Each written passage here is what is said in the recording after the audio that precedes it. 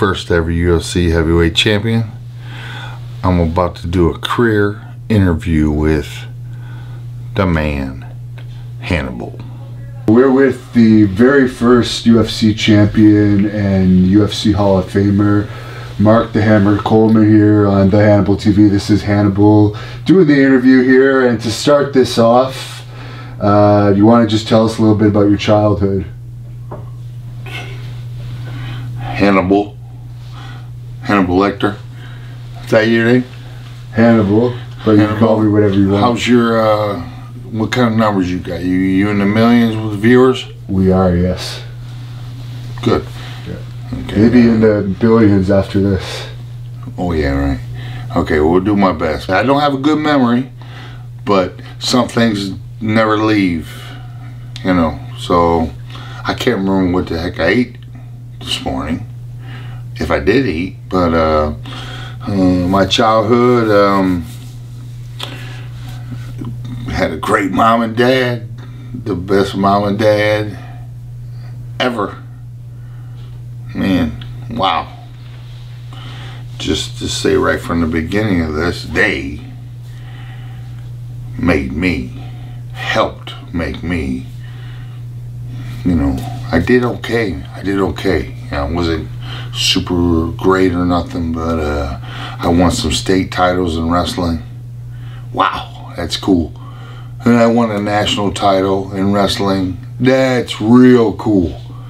That's what I was thinking about as a little 5-year-old kid. I want to be the best wrestler in the world. But I also wanted to be the best football player in the world. I love football.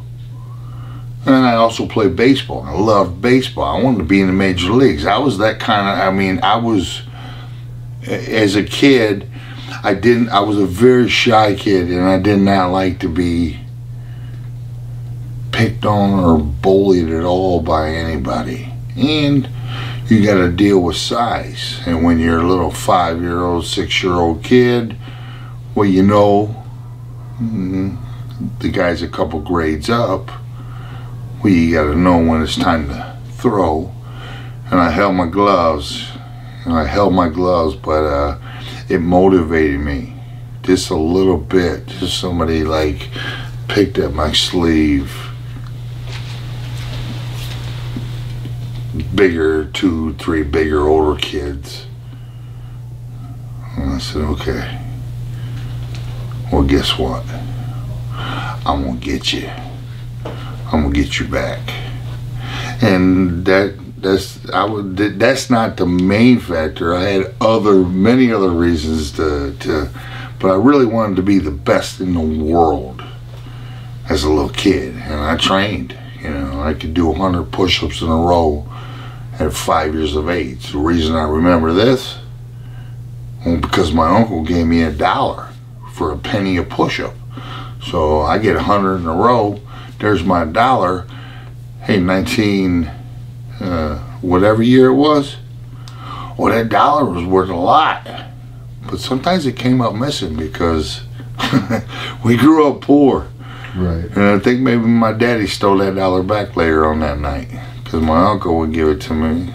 And but no, I was on it. I wanted to be the best in the world, and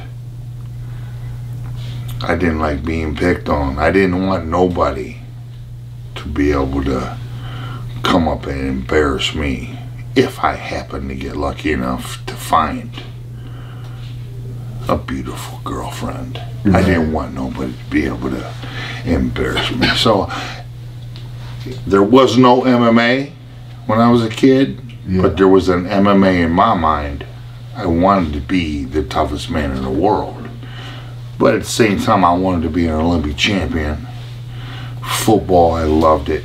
Baseball, I loved it. Chose wrestling. Did pretty good in wrestling. Did pretty good. Came close. I won the nationals. I took second in the world. And then honestly, I choked big time at the Olympics.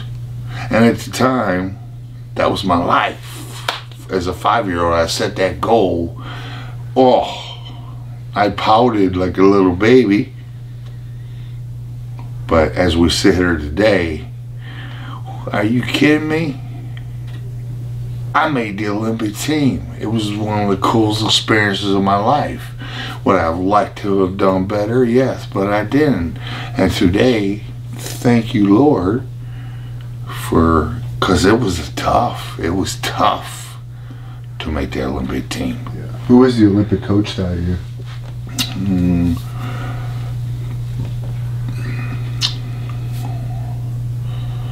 We had a few of them, but I'm pretty sure Bobby Douglas, out of Iowa State. And that's why, you know, I don't get my names and facts right, but I'm pretty sure Bobby Douglas, but I could be wrong. Right. It don't matter. I got to hang, I mean, as a kid, I got to hang out with Bobby Douglas, you know, Dan Gable, Russ Helgeson. I got to be around a lot of good coaches. Yeah. And, wow. Did you ever spar with Dan Gable in the amateur spar? Gable. Yeah. Dan Gable. I love you, Dan Gable. I mean,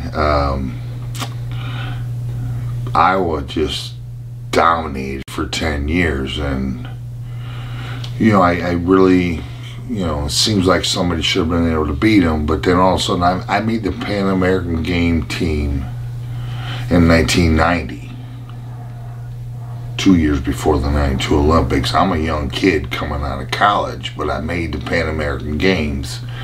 Well, the training camp was headlined by none other than the Dan Gable, who was my idol. My, you know, I had many idols, many stars, but Dan Gable, hey man, it's close. Best ever. He's one or two.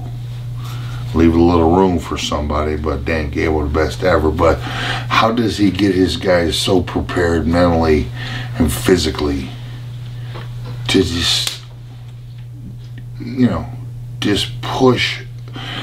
His guys pushed people into fatigue and they took over. He was able to get that out of them. And all coaches can yell and tell you to do more, but what's important is when he turns around and walks away, do you feel the eyes on his back? And in the Pan American Games, my first practice, we're in Florida, 105 degrees, and we got to run about a mile down to the park. Dan Gable, wow. Dan Gable's leading the charge. And I learned this from Dan Gable. Don't ever let your guy know. Well, you know, sometimes, but don't let the guy, because I motivated people. I learned from Gable, and I took it, and the one thing, he never told us how many. He just said, go. Gable said, go. And you didn't know how many times you're going to do this loop. You didn't know how many times when you're dead, tired, how many times you're going to have to carry your partner on your shoulders up this hill at the end of practice. Didn't know. And I was too young, and I had too much pride to scream out how many more. But thank God I had my teammate Chris Campbell on the team, 36-year-old guy. He was the oldest guy on the team. Finally, he looked over at Gable and said, how many more? He might have said a little something after that. And then Gable, that was all he was waiting for. Who and when is somebody going to ask me how many more? And wow, I'm glad Chris Campbell did. Because I would have never did it. We might still be carrying people up them hills. But when Gable heard that, he said, one more, practice over. And, well, that was in the morning. We got to go to the 5 o'clock practice. So I made it back to my hotel room. I laid in the bed, and I had never been through something that hard in my life. And we got 4 hours until we got to go do the real practice, the wrestling. if you can't wrestle, you can't fight. It's been proven. Everybody can wrestle. That's why there's not so many takedowns, and that's why ground and pound is become very selective, because it's so hard to take somebody down because everybody can wrestle. So now it's a stand-up game, big time. The only reason it's a stand-up game is because people know how to wrestle. If you don't know how to wrestle, it'll become a ground game very quick. But when both guys know how to wrestle, well, stand up. Love you, Conor McGregor, but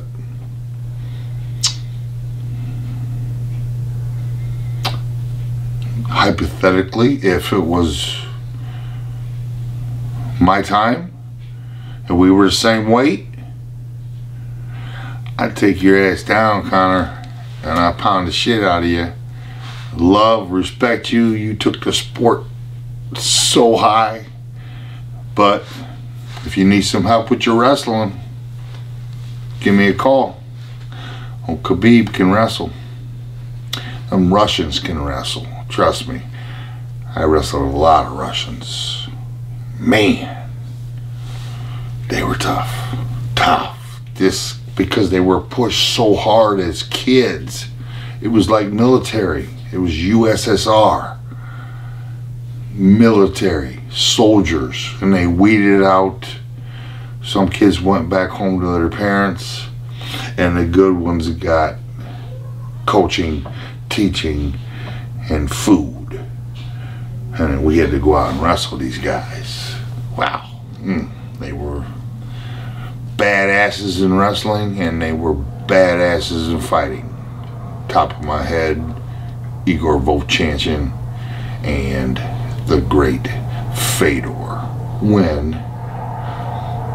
Fedor was in his prime and focusing on fighting. Wow. Whew. He got me twice, but I'm saying I watched him get a lot of people. And it was so cool because he said, he said he grew up watching me, I'm old. He grew up watching me, and his style is gonna be my style, ground and pound. Only he took it to a new level, and when Fedor was in his prime, geez, oh man, he smashed people. Yeah. He's still fighting, and he's still dangerous, very dangerous, because the punches he throws. You ask me my favorite combination, I don't have no favorite combination, but Fedor does, and that means he throws from every direction. And my second fight with him, yeah, he hit me like 6 times in like a 3-second span. He landed every one of them because I didn't see none of them coming. He could throw from all directions. I love him, but I don't know. They say this is the most dangerous part of your body as a fighter, this chin. It can, some have a super strong chin, and some chins, they say you'll lose your chin. I don't know if that's real or not, but it seems like it. Now, when did you first hear about MMA? Well, when I first hear about MMA, I'm sitting, living on college, living at Ohio State campus still with the Ohio State wrestlers. I just lost at the Olympics. That was 1992. And then, it just took everything out of me. I said, oh my goodness, I have 4 more years. I got 4 more years to come back and get my gold. But then all of a sudden, we ordered this pay-per-view. I think we had a little thing in the box that could skip the charges, right? Yeah. Back in the day, it was easy to do that. I never did it though. Yeah. Your friends. Yeah, I didn't know how to do it. But anyways, holy crap, I watched UFC 1 with a group of wrestlers on a Saturday night. Oh my God. I was just so overwhelmed, so amazed. But at the same time, I thought about when I was a 5-year-old kid. This is what I wanted to do. But why did they wait till 1993 to create this sport? So, in the UFC 1 was some crazy stuff happened that night. You had mismatches, you had everybody from all over the place.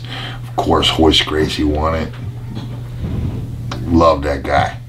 Wish I would have got to fight him with headbutts being legal. That would have helped out. But Hoist Gracie wins UFC 1, and I'm sitting in the living room with my boys saying, that's my belt and that's my money. And my friends agreed, because we rode together as a group, and yeah, that was my belt and my money. But it took me, I didn't know how to get in, you know what I mean? So I didn't know how to get in. So finally the 96 Olympic trials come around, and I'll be honest with you, I didn't put in the effort deserving of Olympic trials champion. Kurt Angle won the Olympic trials. My rival, we trained together many times.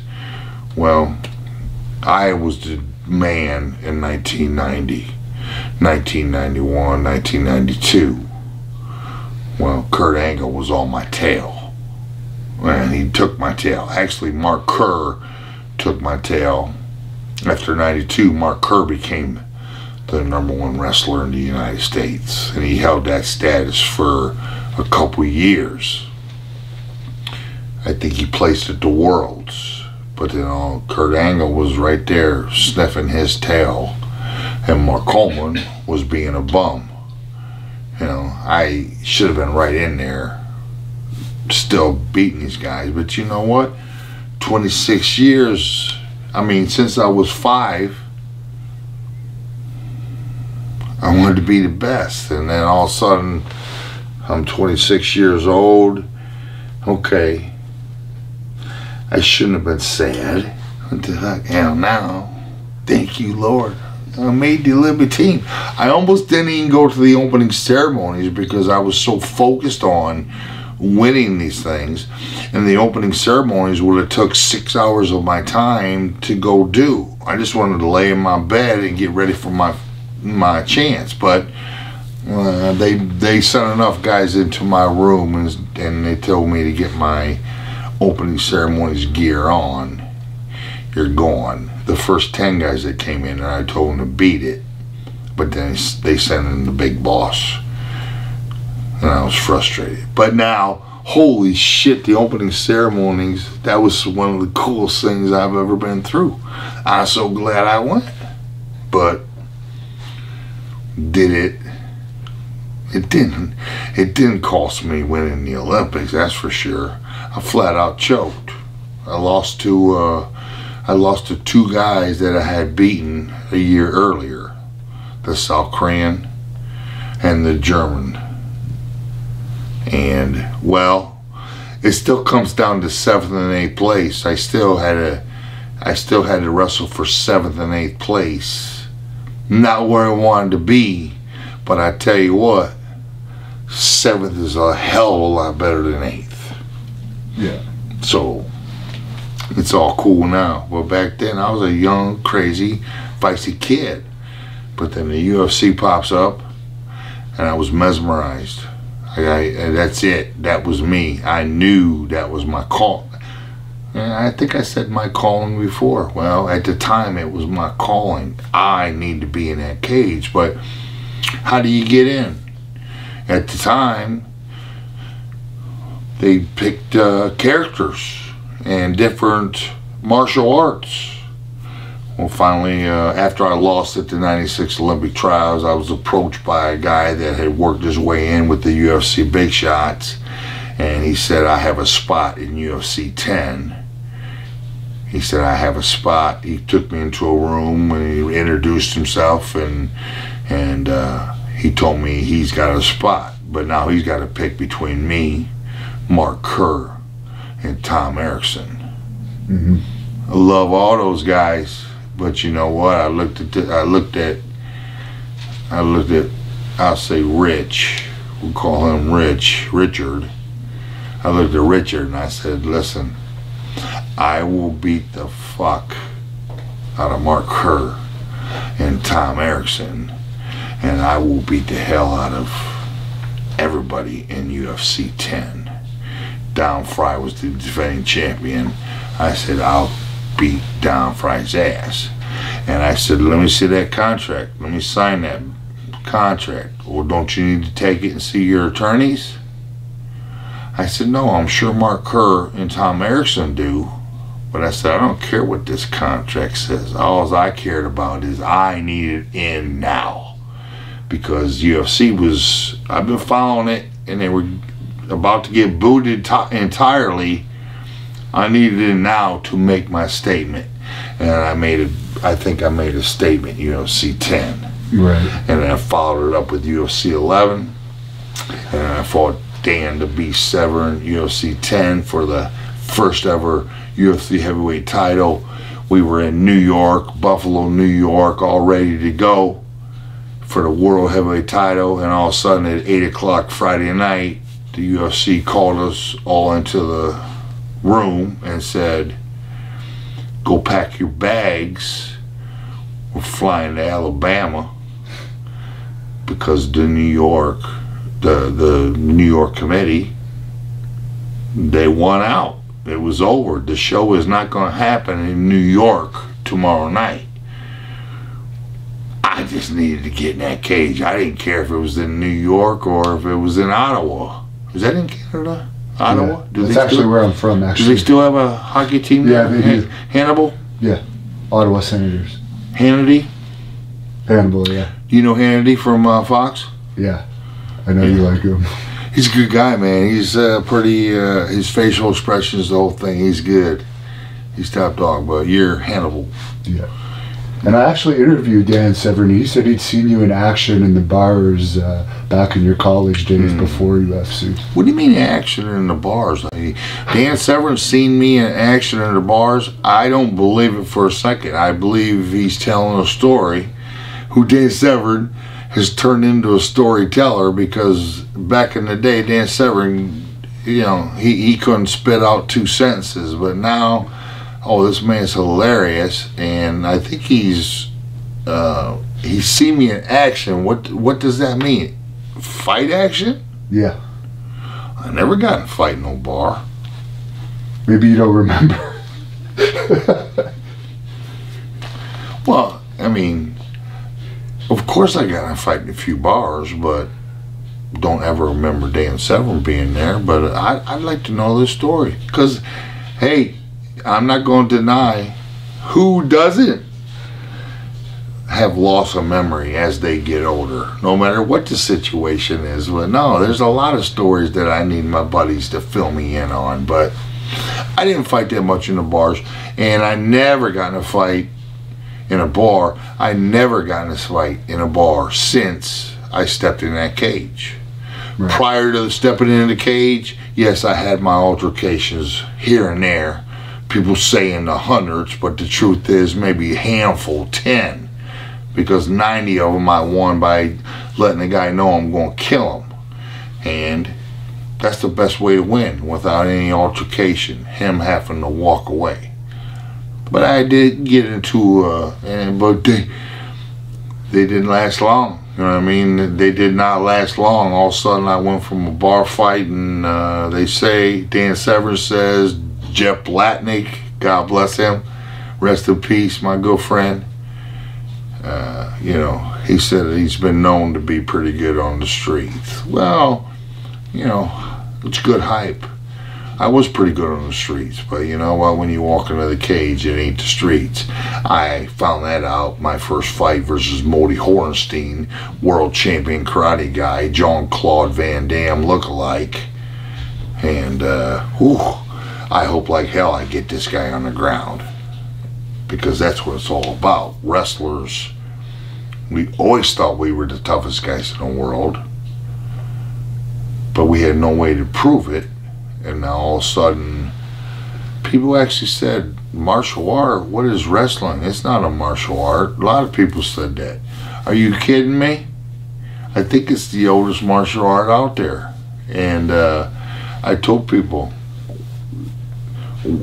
either learn how to wrestle or get used to what you just saw. You know, and back then I hadn't done any interviews, so certainly I was very shy. I'm Mark Coleman. I'm from Columbus, Ohio, Fremont, Ohio originally, because my hometown was upset that they put me up at from Columbus, Ohio, training out of Columbus, Ohio. They should have put. I'm originally from Fremont, Ohio, home of Charles Woodson, which, I don't know, you Canadians don't know football, but Charles Woodson, the best. But so anyways, they said pack your bags up. We're flying to Dothan, Alabama, and we you know, God bless Bob Meyerowitz. I mean, he rented out, I think, 2 super jets to fly 500 people from New York to Alabama, and we made it there at like 4 or 5 in the morning, and then get up, and there's no weigh-ins, you know, fight the next night. And I don't know, there was maybe 5,000 people there, but that was 5,000 more than I needed to fight Dan Severn to be declared the world champion. That is what I wanted as a kid, to be the best in the world at something. And I hadn't achieved it yet. Wrestling, I came close, took second. And now in fighting, I am the UFC champion, which is that considered the world championship? Yeah. World champion. I was stoked. I was stoked when I beat Don Fry, toughest guy I ever fought in my life. I would have had to kill him before he quit. And I couldn't believe what I was into. This was the 3rd fight of the night. I hadn't been hit one time that I know of. I know my hands were killing me. And I got Don Fry down there at a 10-minute mark.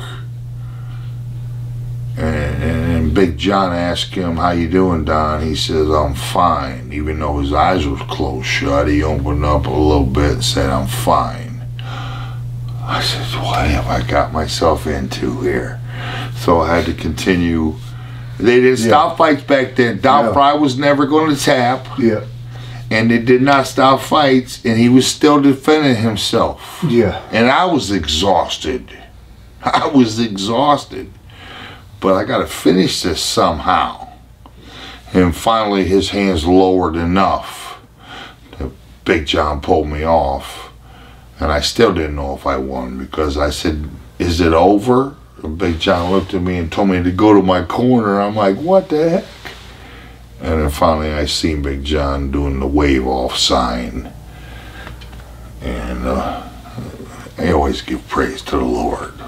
Thank you, buddy. Because that was, but I was exhausted, and it was so hot in there.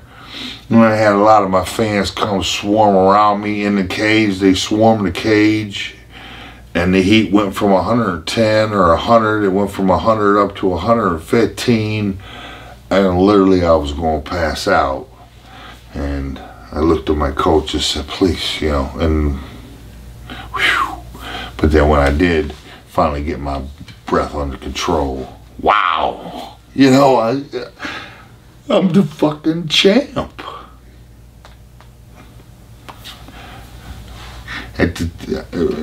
How much cooler can it get than this? Well, it can get a lot cooler, but at that moment, what the heck? I've been dreaming of this since I was a 5-year-old kid. So basically you're the champion, you're telling me you're on top of the world, and you're telling me off camera that actually led to that unfortunate 3-fight losing streak. Do you want to just kind of graze over that period of time there? Well, so I beat Dan Severn, and coming from a wrestling background, you know, we get our gold medal, but a lot of people call it a yellow medal because it ain't gold, it's just yellow, but that's okay. In wrestling, you win, that's it. You go home with that pride of you won, and it's pretty damn cool. But all of a sudden,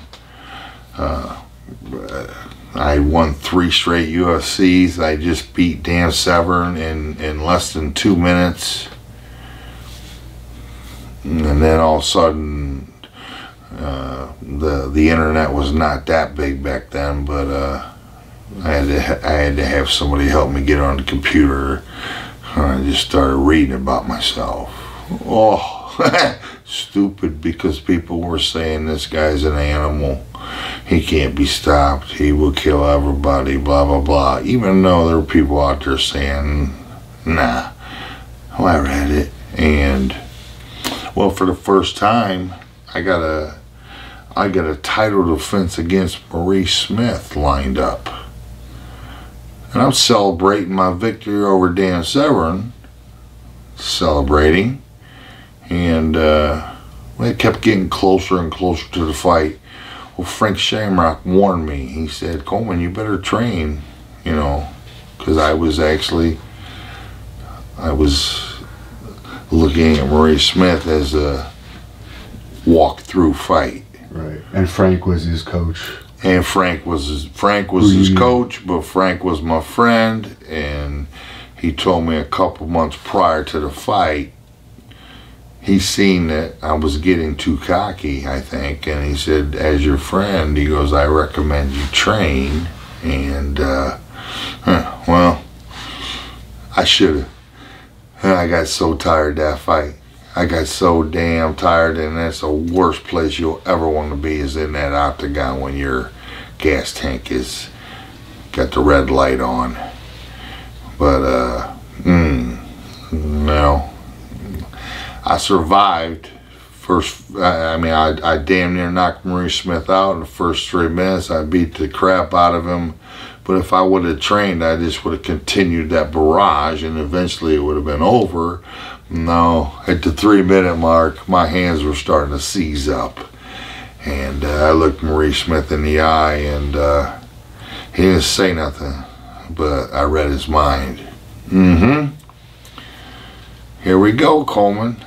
You blew your gas tank, and now you got 20 more minutes to go. Ooh, geez, it was a humbling night. One of the most humbling nights of my life. Because I thought I was going to die of a heart attack. I was so tired. But at the same time, old Maurice Smith kicked me in the legs about 50 times. And when I didn't want to show no pain in the cage, but when I got backstage, when I got back to my locker room, and I walked right past the doctor's room, because I was a dumbass bullhead. When I got back into my locker room, when I shut the door in my locker room, I screamed out in pain because my legs felt like they had been chopped in half by an axe. You know what I mean? The pain was so severe. My legs were blacker than Maurice Smith. And humbling. But signed a rematch. But it took me about 2 weeks just to get rid of all the damage. But 2 weeks later, I got a rematch with him in 3 months, you know. Okay, I'm gonna put it in 3 months, and I'm gonna beat Maurice Smith's ass. But first practice back, first major injury I ever had with my training partner. We're just wrestling, but he got my leg kind of got stuck up against the wall, and he drove his shoulder through my thigh and blew my ACL out. Oh no, I didn't know for sure. I had hoped it wasn't that, stood up, tried to walk it off, but you know, when the leg started jiggling, I knew it was serious, and I had my first surgery of my life. You know, 25 years of wrestling, and now fighting.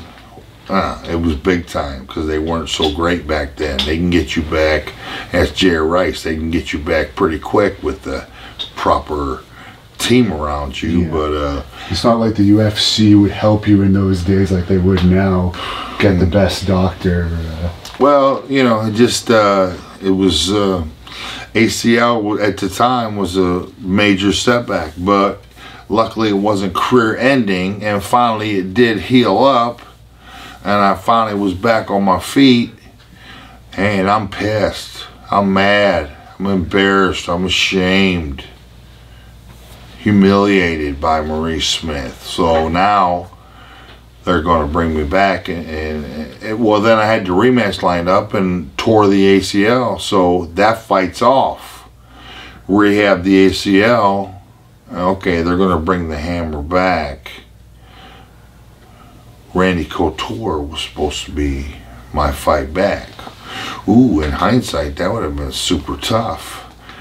But he separated his ribs, and then the final 2 weeks, they went through 6 names with me. They called me 6 times, changed names.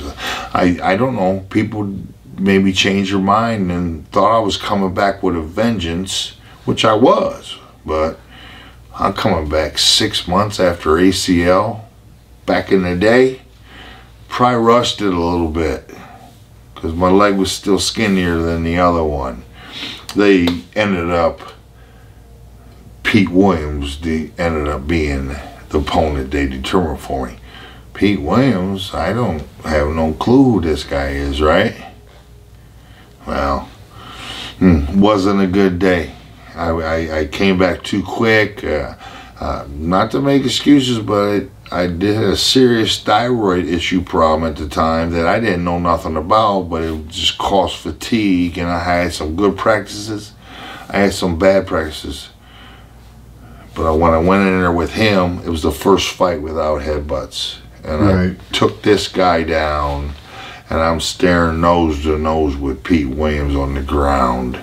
I'm not feeling so strong. You know, I wasn't feeling so good. Before the fight, I kicked everybody out of my locker, because I just, you know, I don't know, fear, whatever. But you know, a lot of people look for the side door right before the fight starts. And a lot of people have hit the side door. On smaller shows, it happens all the time. Yeah. If it happens in UFC, well... Happens in amateur all the time, too. That's what I'm talking. It happens in amateur all the time. But this is one where, damn, I wish I could just hit that side door and go down the street and just hang out. Don't really want to fight. But then all of a sudden got in there, did my best, took him down. After 15... I'm winning the fight. I beat Pete Williams. No headbutts. I was looking him in the face, just dreaming that I could just headbutt him. I couldn't. So it was a jiu-jitsu stuff down there. He damn near armbarred me in the first minute, man. He had my arm locked straight. And honestly, I was a white belt, whatever. But my instincts, it was the last resort, because he had that bitch locked out, and it was going to be over. But there's one last bailout, which I guessed right. Do you go this way, or do you go this way? I learned on the job in the UFC, because I didn't have coaches. You know what I mean? I had some, you know, guys hold the pads for me that were great. Buster Douglas's guy, Buster Douglas.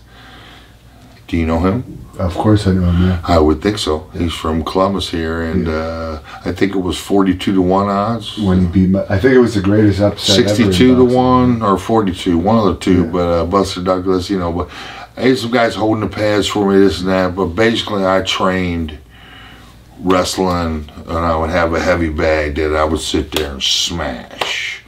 Elbows, smash, smash, smash, and that obviously is old school training, and you know, I had to, that's right when my kids were born. So yeah, I would have loved to have jumped in a plane and flew out to Vegas or wherever, and I had plenty of offers. Pat Militech, come on up here, let me help you. You know, hard to get away with a couple little kids there. I didn't like leaving them. So I coached myself, did okay, but after the 3-fight losing streak, I was desperate. Not desperate. Luckily, I knew the Japanese let me know I'm going to be in that Grand Prix, and I had 6 months.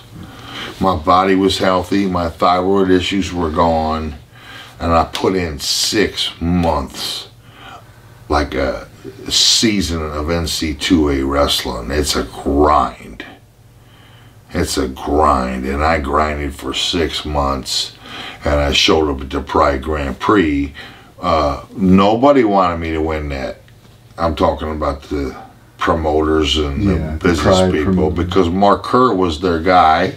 Pride was bigger than UFC at that time. Pride was so huge. Pride was so huge. This was the biggest tournament ever, and I'm in it. And the only reason I'm in it is because I'm a 3-time UFC champion, and the promoters.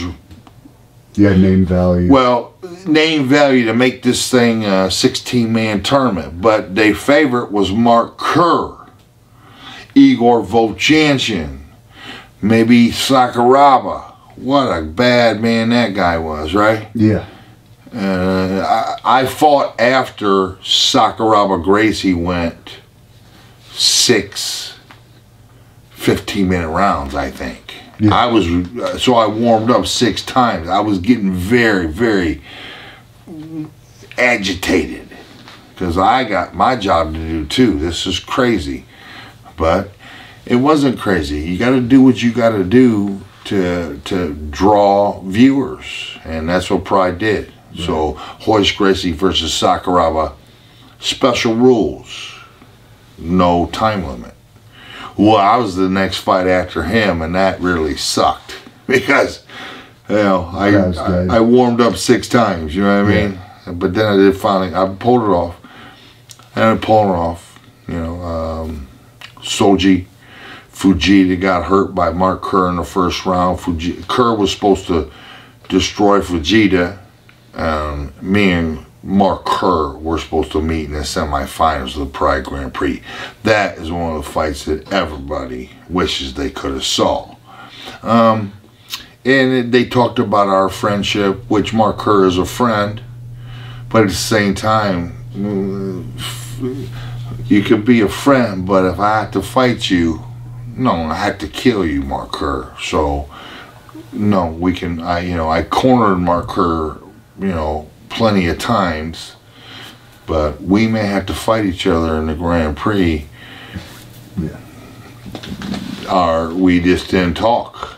But then when we showed up there, I assumed I'm fighting Mark Kerr in the semifinals, and I planned on whooping his ass. I beat him 3 times in wrestling, and in practice I beat him.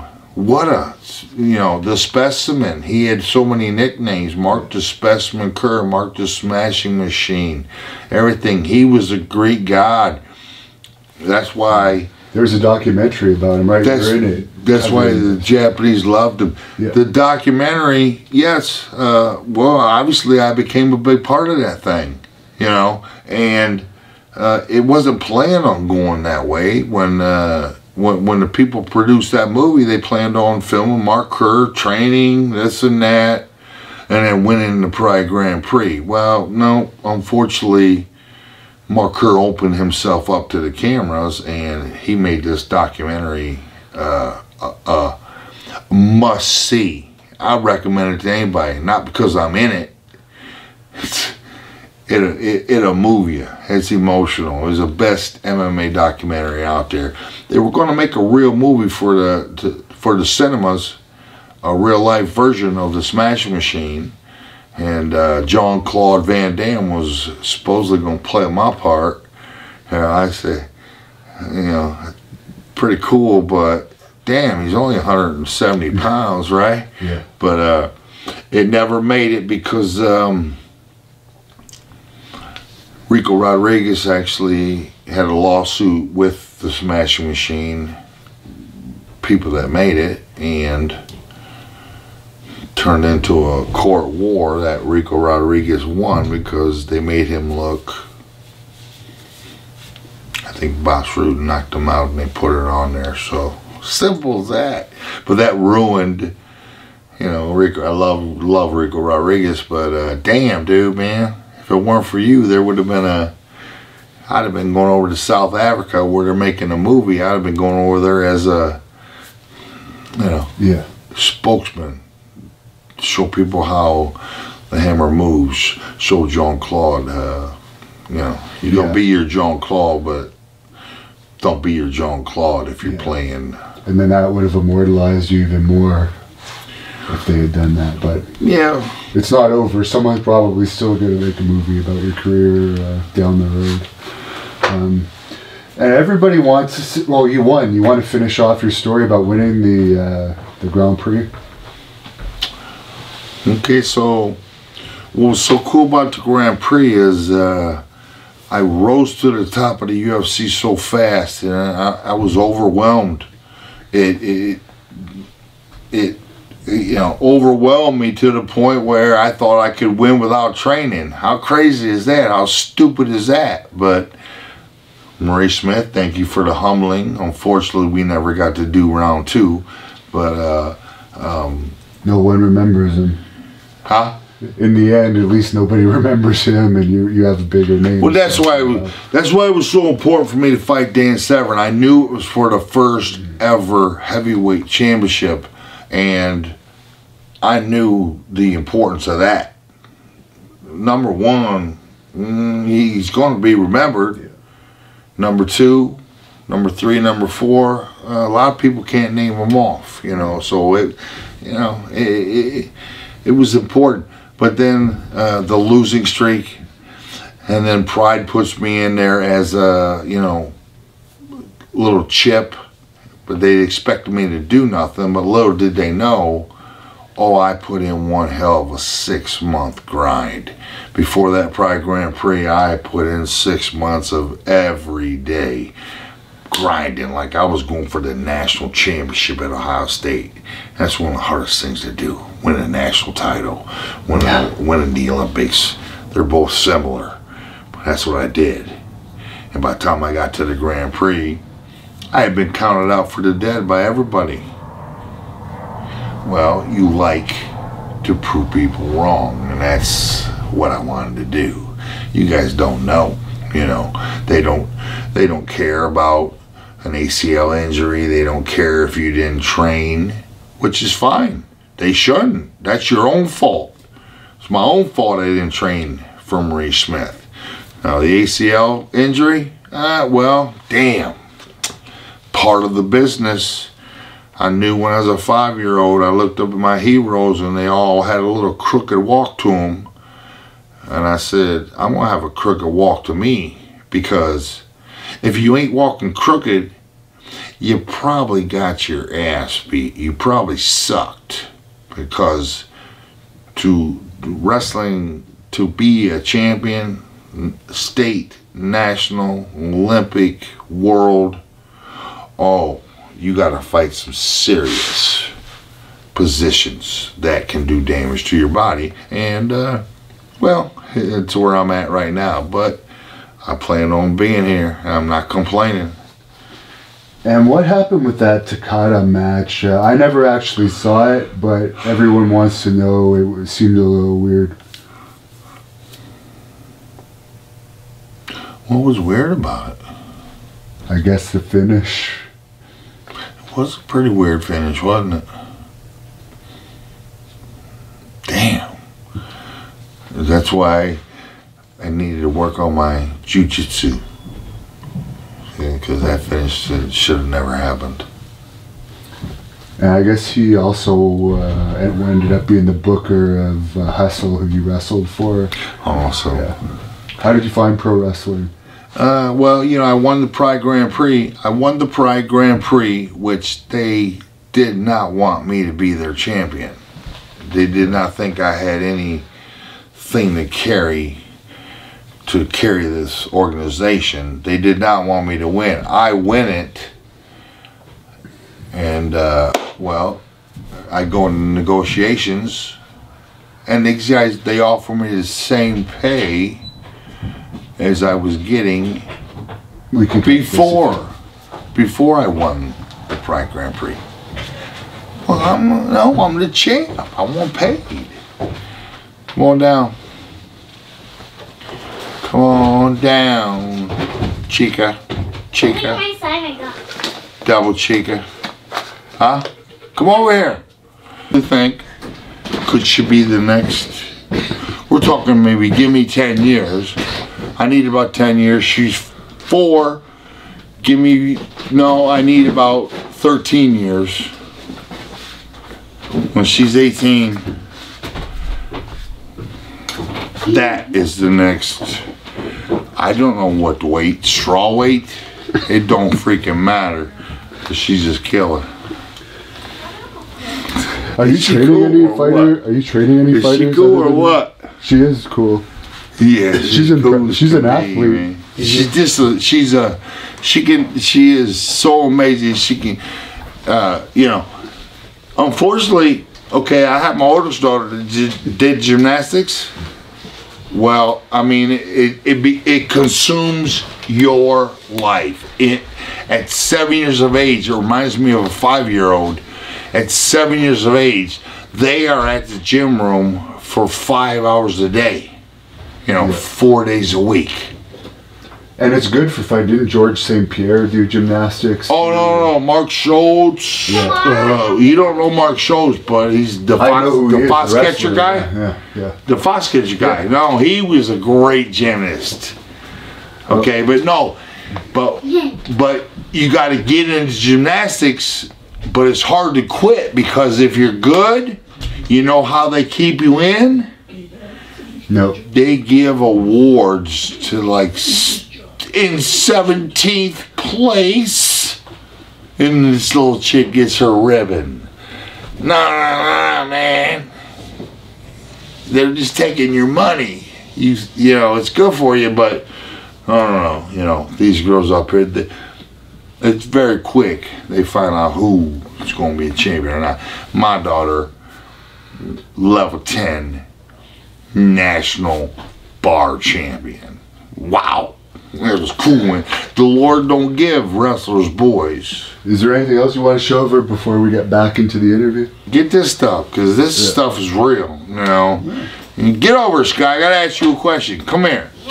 Push the button. Come here. Come here. These guys want to hear something. Come here.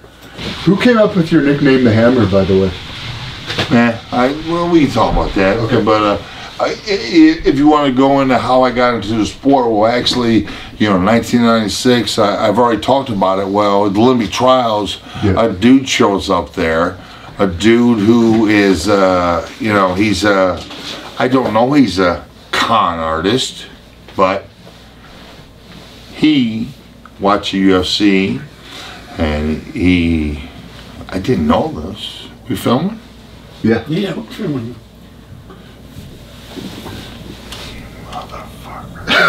What did you just say? You told me to film. Uh-oh.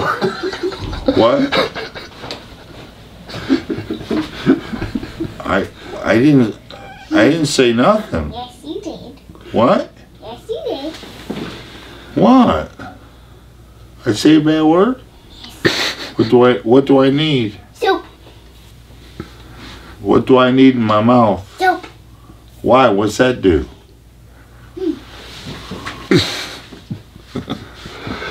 Alright, I guess we should get back. Do you want to get back into it now? I mean, or is there anything? This stuff's like, to me, legendary. I mean, you ain't. She's 4 years old now, and she's already pretty big, pretty athletic for sure. Well, she's definitely athletic. I'm going to give myself a little bit of credit for that. She got my genes, my girl's genes. She pretty athletic herself. Competitive. She's a competitor.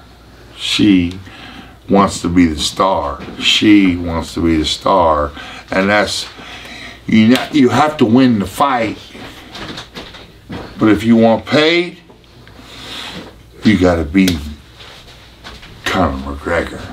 Nice job, Conor McGregor. Best ever. Chael Sonnen, Phil the New York Badass Brony, my teammate.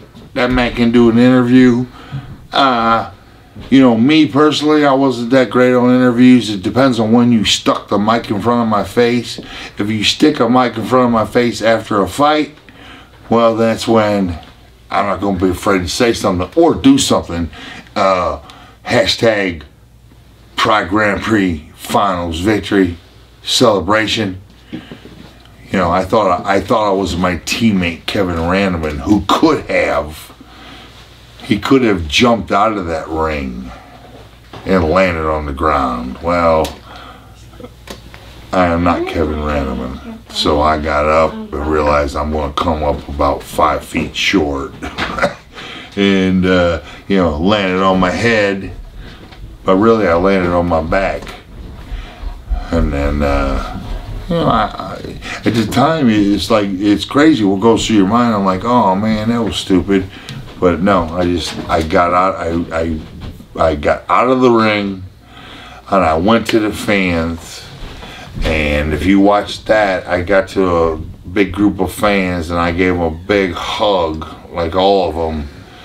And I did plow this lady right in the face when I hugged her. But I think she dug it. I think she dug it. And then, yeah, they got me back in the ring, and hey, what the heck, man?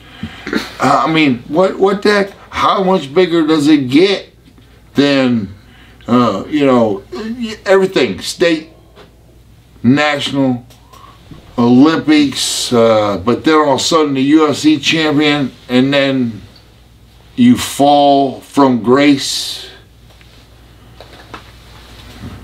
You get humbled.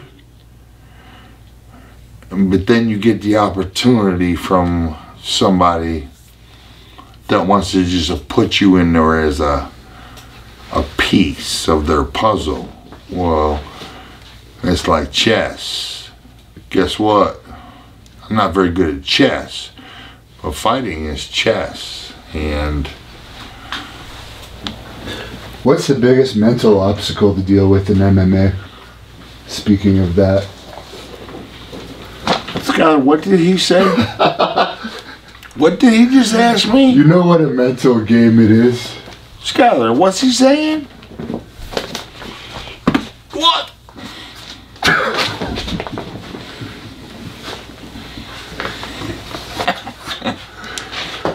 Look at that. That is my smirk I taught her. Because, you know, I don't, you know, right there. Here, watch this. Watch this. Come here. Let's give him a smirk. Sit on my lap. We're gonna put our thumb up. We're gonna put our fist up and give him a smirk. Show me a smirk. Look at that. The next Ronda Rousey with a longer career at the top. Gotcha. What you gonna do now? What you gonna do now? What you gonna do now? Oh. Did you do that?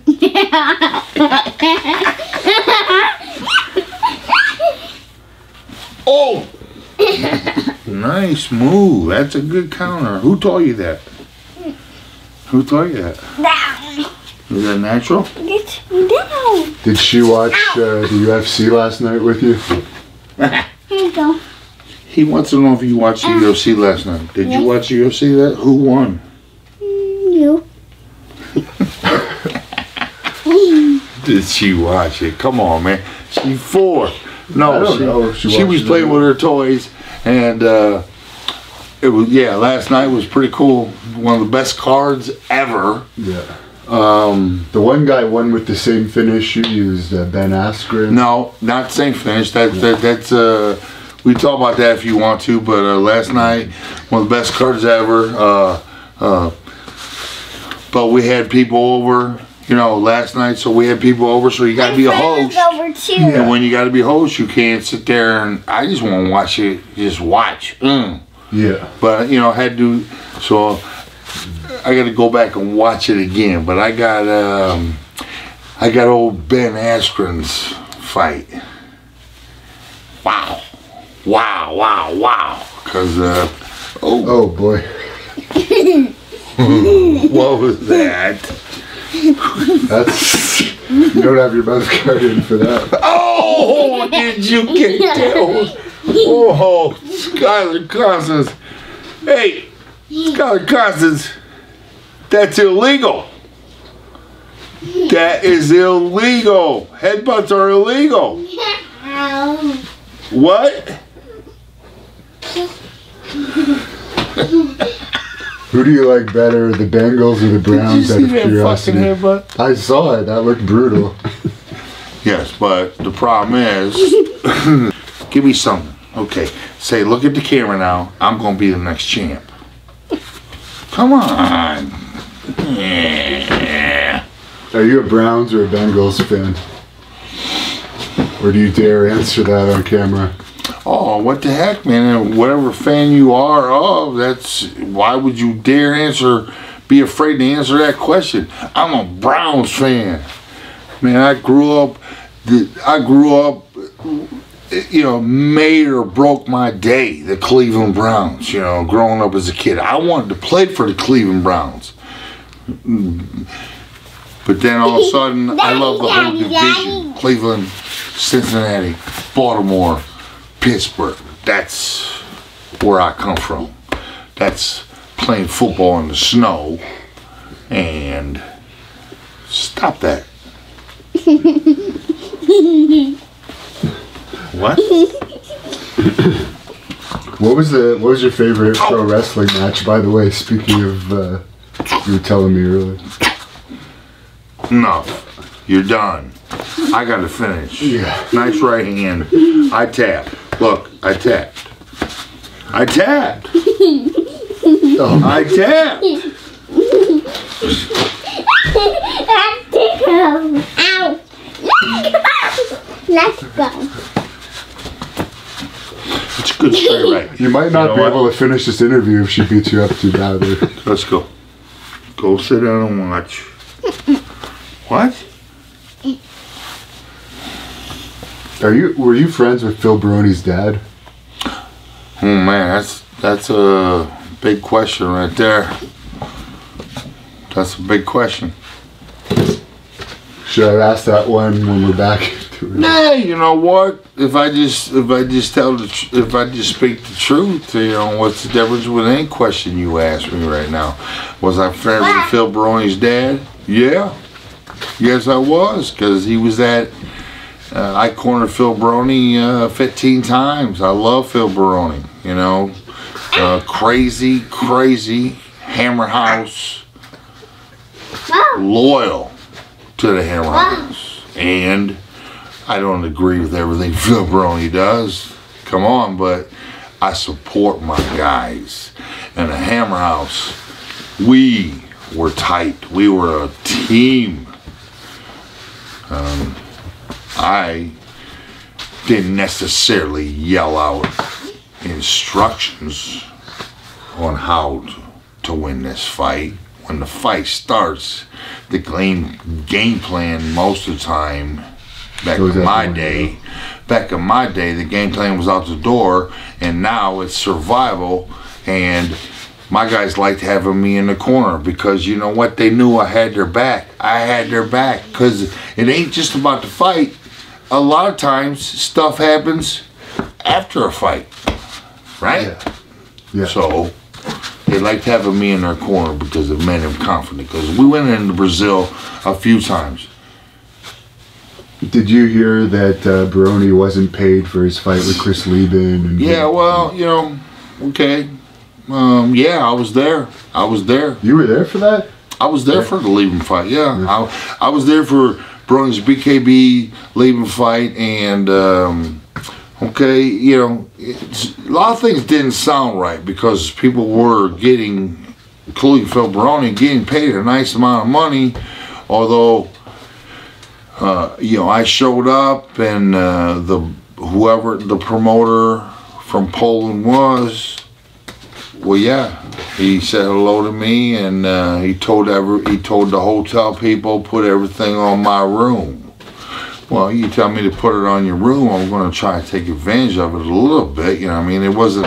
I don't want to take too much advantage, but at the same time, I come all the way out here for this BKB, and I'm going to do my best job to help promote this new company and help them succeed. And yeah, well, you know, what a horrible fight for Phil Baroni that night. I mean, all I can say is it happened. You know, that happened. He needs to put that in the past, because Phil Baroni is still, you know, he gets attention from everybody because the way he's carried himself, promoted himself, and he is Hammer House. So he's still needed, he's still wanted, but if he needs to get his shit together, because I always say the clock's ticking. The clock's ticking fast. You're going to be 21. Next thing you know, you're going to be fucking 41. So get it done now, guys. Get the job done now. What's the story about Baroni's mouth guard at King of the Cage? Huh? What? That story's out there? Listen, King of the Cage.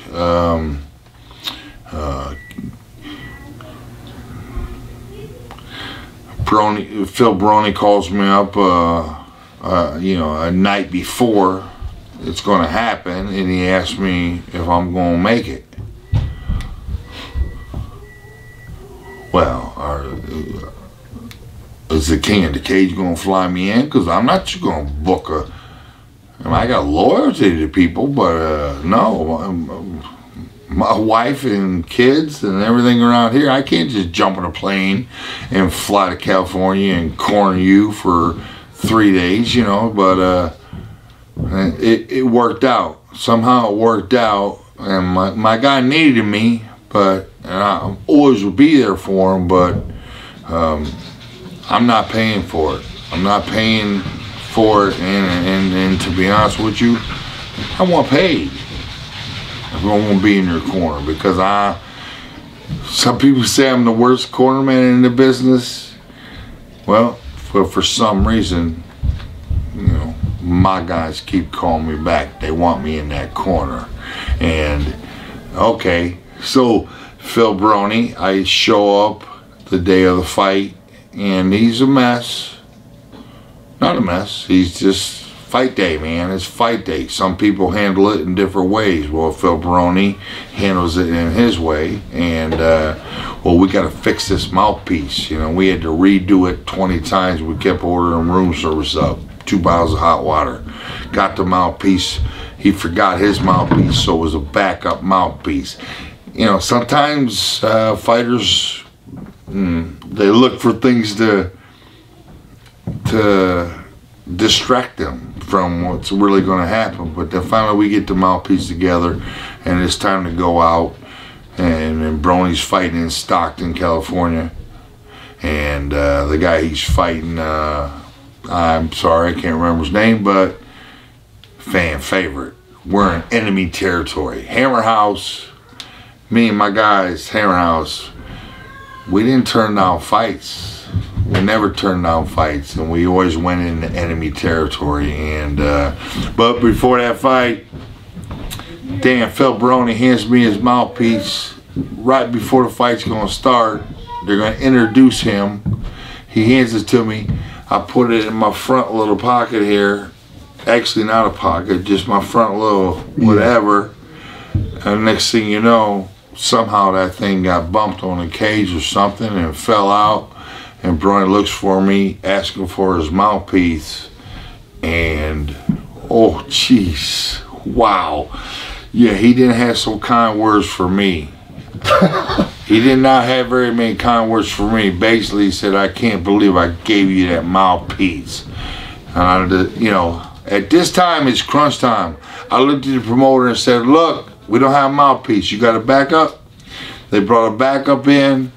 I handed it to Phil Brony, and mouthpiece is very important to Phil Brony. It's very important to everybody. But he turned around, and actually, he says that maybe helped him, probably helped him win that fight, because he didn't want the mouthpiece, and he went straight across the ring, and he plowed this dude with the right hand, and then he ground and pounded him until the fight stopped. And then afterwards, it was pretty interesting as well. A lot of stuff thrown, not my direction, because I like to, personally, I get along with anybody. But now Phil Brony, New York badass, you're gonna have some haters, but they just don't know they love you. Haters don't know they love you. Ben Askren, shout out to him. Wow, that was nuts and guts wrestling right there, man. He was pummeled. Am I right on that? Ben Askren, you took a beating, and most people would have been finished by far. But Ben Askren is a true wrestler, the Funk Master. You better work on your stand-up. But I tell you what, like you said, when you got on top of him, nice choke. They say it was a Dan Severn choke, and you know good as well as I do, completely different. Your choke was completely different than my Dan Severn choke. That was a neck crank. What Ben Askren had on last night, Robbie Lawler, I don't know what you call that, but it was tight. And controversial, love Robbie Lawler. I've known him since he was 18. But really, maybe quick stop, maybe not a quick stop, who knows. Ben Askren was never letting go of that choke. That boy's a monster when he gets on your back. Nice job, Ben Askren. We wrestled a lot alike. Somewhat alike. You're about to get into your wrestling career. You started in Hustle, I guess.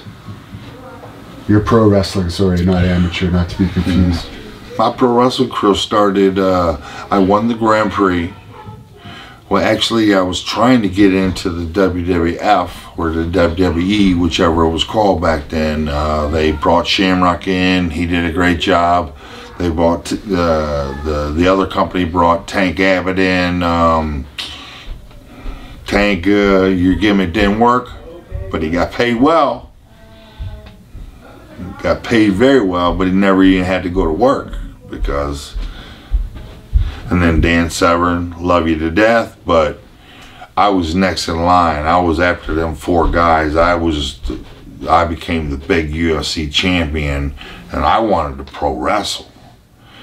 But the WWE had kind of had their questions about these UFC fighters, and they heard stories that I might be difficult to deal with. So I didn't get my chance in the WWE, which I think I would have succeeded. But over in Pride, they started Pride. Japan, their pro wrestling is more old school, traditional. You know, not all the showmen, the interviews, and all this and that. It was like more, let's make it real. Okay, so.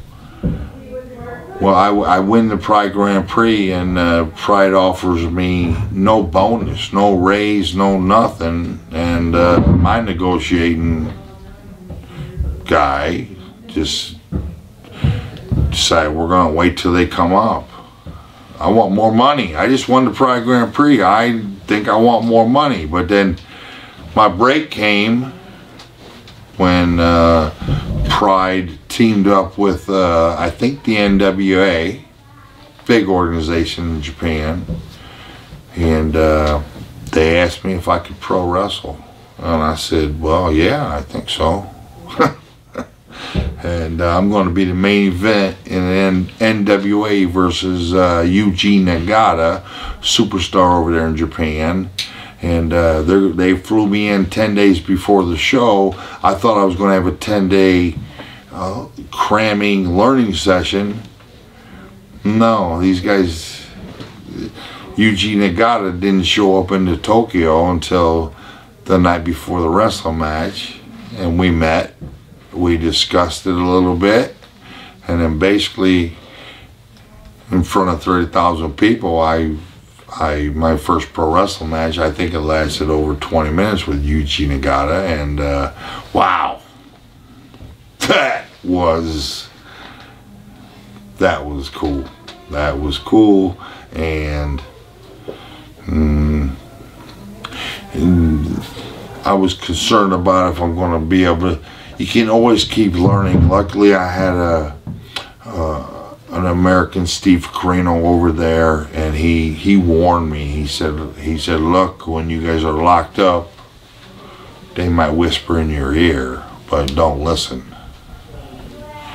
Stay strong. And I was there as Mark Coleman, the Pride Grand Prix champion and the Olympic wrestler. Well, I don't give much. In pro wrestling, you have to give and take, but I'm not going to give much. And it was so cool. And then they took us out to eat afterwards, and I ate a lot of sushi. They even brought out some whale meat. Sorry, but I had to eat it. Wow, whale meat's good. And what brought you back into MMA? You were doing pretty well in wrestling. I guess in Japan it's owned by the same owners as Pride. What brought me back to MMA, I never left MMA. I was still fighting in Pride, but at the same time I was doing our Hustle, which was doing great ratings over there. And I tag teamed up with my Japanese teammate, and we were heading towards the title because we were rolling. But all of a sudden I had to fight. They offered me a fight against Shogun Rua. And I'm getting up there in age. Shogun Rua's there up become a star. And well, they messed up because they gave me 3 months notice. They said, we want you to fight Shogun Rua in like 3 months. And I said, okay. Usually they squeeze in a 1 month notice. Well, I had 3 months notice. They thought it was an easy give me to their superstar. No, I got in shape. I got ready. And I told you, when I was ready, when I trained, when I prepared for a fight, no guarantees. I was dangerous. In Shogun Rua, I knew I was going to win that fight. I didn't know for sure, but my confidence was really at an all-time high for some reason because I prepared, I was healthy, and I felt I was better than this 205-pounder. I'm a heavyweight, he's a 205-pounder. I'm going to beat this guy because I'm stronger. And Shogun Rua, they asked me what his weakness was. I said, Shogun Rua, his weakness is his strength, and he can't wrestle that well. So that's how I'm going to beat him. I'm going to wrestle him and pound him because I'm stronger. And, well, we didn't get to find out. Because honestly, people say lucky. It was a lucky move when he broke his arm. Well, guess what? If you reviewed the tape, if you knew how to wrestle, you wouldn't take that risk and post your arm like he did. It's a risk because it could go the wrong way, which it did. He should have. He should have just conceded the takedown to me and then did his jiu-jitsu on me, but he posted. It went the wrong way. I didn't know it went the wrong way. So I continued fighting. But I knew before the fight I was going to beat him, and I knew afterwards I was going to look over into the corner of the shooter box. Love you all. Rafael Cordillera. Hope I said it right. All you guys. But I knew our friendship was going to take a big hit that night, because we were good friends. We locker room together many shows, but now I had to fight one of them, and I knew the friendship was going to take a hit, and because I was going to beat him, and I knew all I had to do was look over that direction, and that's what happened. And afterwards, wow, I'm gonna be honest with you, I had Phil Baroni and my dad in my corner. You know, my dad, I don't want him entering into the chaos. I put my daddy in there because he loved being in the corner. Baroni is a badass, but I wouldn't mind having the monster and Wes Sims with me, because when this shit broke out afterwards, whew, yeah, the Brazilians were coming. They were coming at the hammer, but they didn't get to me. And then Baroni did one hell of a job of cornering me, and he took Wanderlei Silva down. And then you got the hey, Wanderlei Silva was trying to knock my head off. Luckily, he got tripped up before he got to me. But then 20 seconds later, Wanderlei Silva was laying beneath me, and I had the opportunity to put my heel through his face. Okay, well, not my style. Not my style. You know, I did put it on his neck just for the fun of it, but I could have smashed him in the face. But now, hopefully, Wanderlei Silva, we did a chic razor commercial together, this and that. I think we have peace because we respect each other, and I made my peace with everybody. I don't really, there's no fighter out there that I really have any animosity towards. I love and respect them all. If you want to talk about, what do you think about Tank Abbott? Tank Abbott? What that? Tank Abbott, UFC 10. UFC 10, my first fight, Friday night. I go down to the lobby. I go into the bar/restaurant. I know I was not drinking, but I sit down and I'm just, wow, tomorrow night I'm getting in that cage and it's on. I've been talking for 30 years that I'm the toughest man in the world. Well, now I gotta prove it tomorrow. Well, in walks Tank Abbott. Tank Abbott walks in and sits down beside me, and well, you know, he had respect for me because he knew wrestling. Tank Abbott knew wrestling. He talked a big game and he was a tough, bad motherfucker, but he had respect for me and I had respect right back for him. But he knew Olympic wrestler is a dangerous weapon at this stage of the game. Honestly, it was ahead of the game. Wrestling was ahead of the game. Jiu-jitsu came in there. It was ahead of the game. Nobody knew what it was.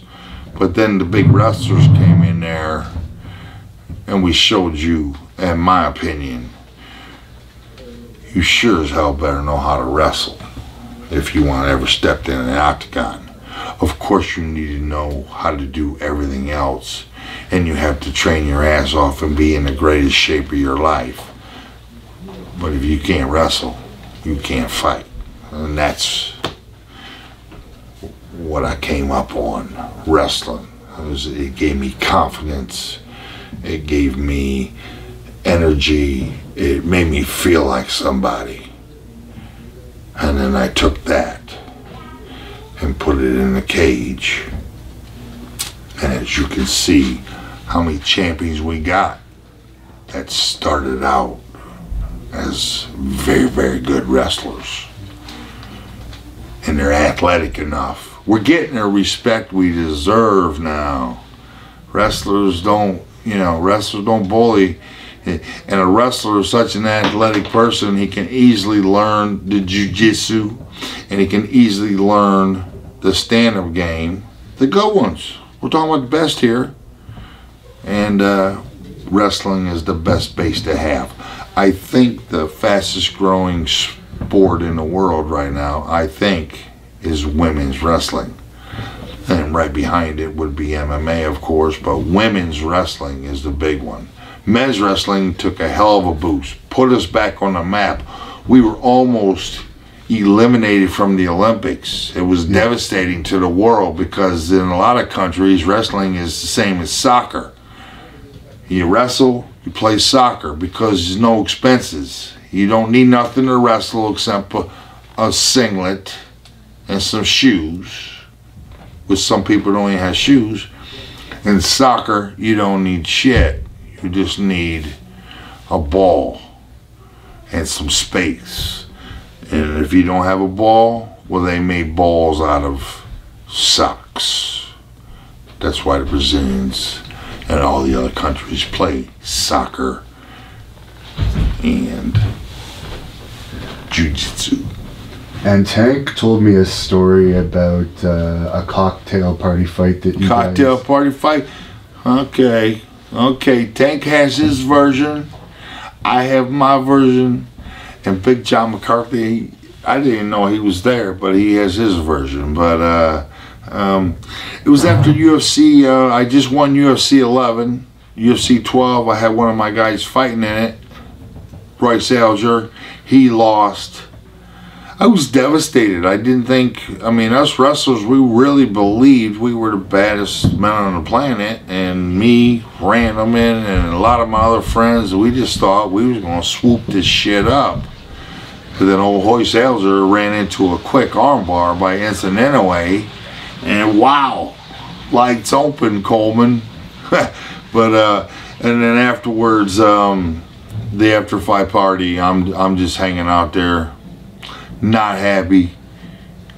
You know, I should really just get over it. It happened and get over it. But and all of a sudden Tank Abbott came in, and my version is he came in and had a bloody nose, and all the Brazilians came in. Waleed Ishmael, the great Carlos Gracie Sr. or Jr., whichever one it was. He passed away here recently. Loved him to death, man. Loved that guy. He loved me. He came in. Waleed Ishmael, crazy Waleed Ishmael, the eyes. And then Belfort was there. So you had a whole group of Brazilians.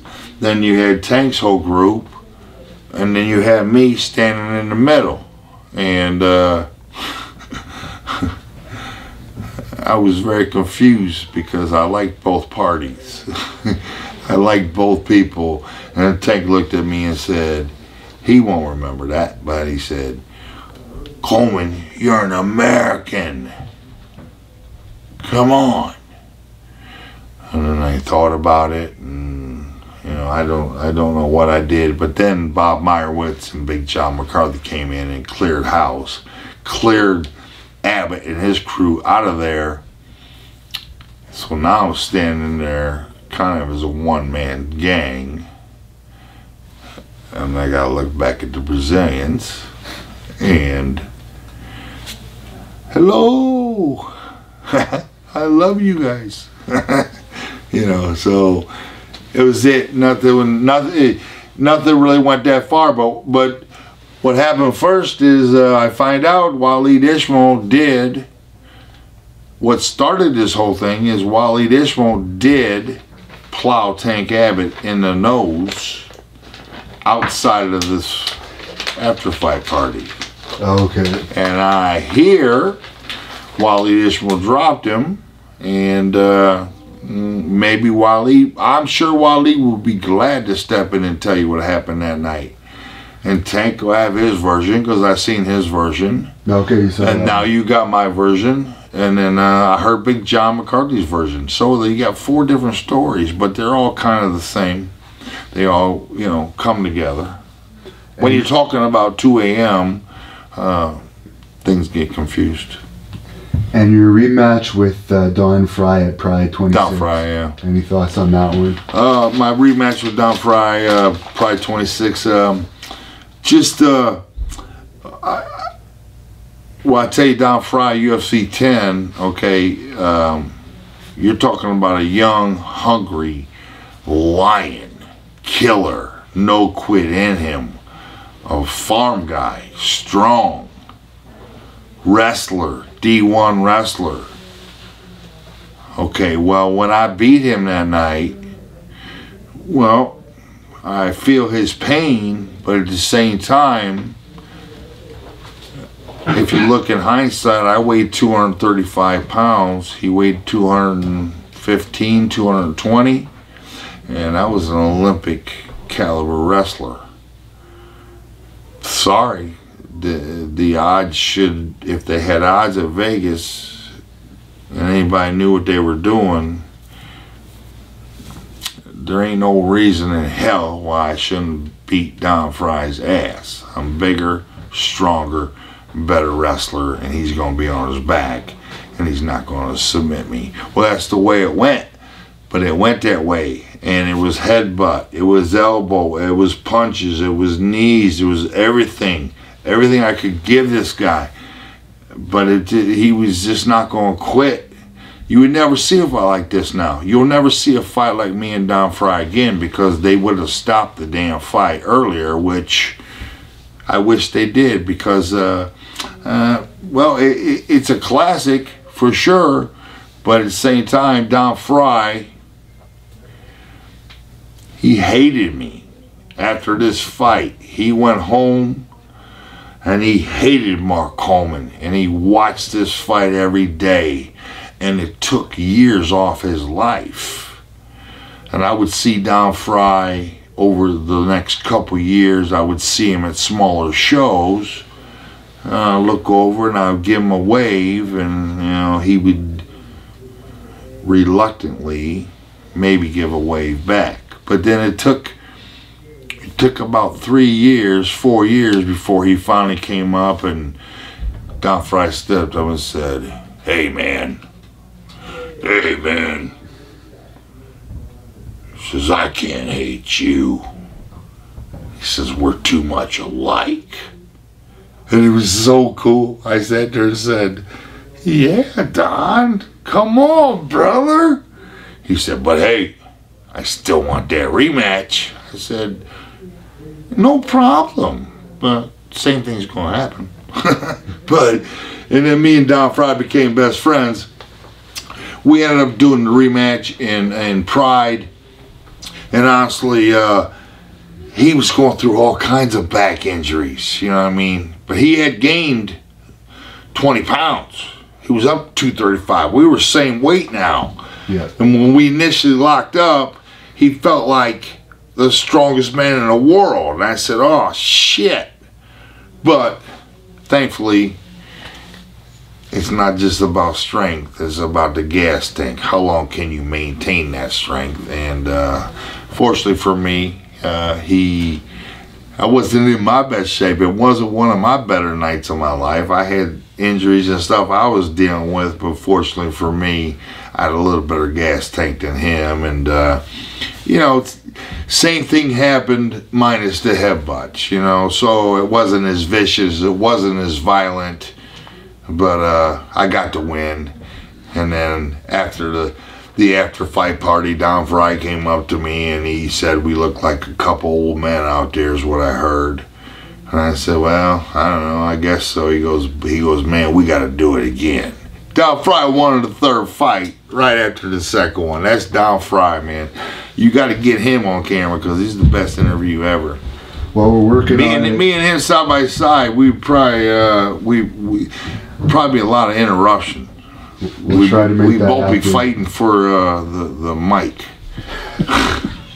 We'll have to have double mics. He's hilarious. Don Fry's awesome. I love him to death, man. So many surgeries, but just I always say, they always ask me, who's the toughest guy you ever fought? And I say, the toughest or the best? The toughest, I used to see Don Fry. Tough. Best, well, come on. Fedor, Big Nog, Randy, Shogun Rua, Igor Vovchanchin, Dan the Beast Severn. You know, I fought them all. A couple of them 2 times.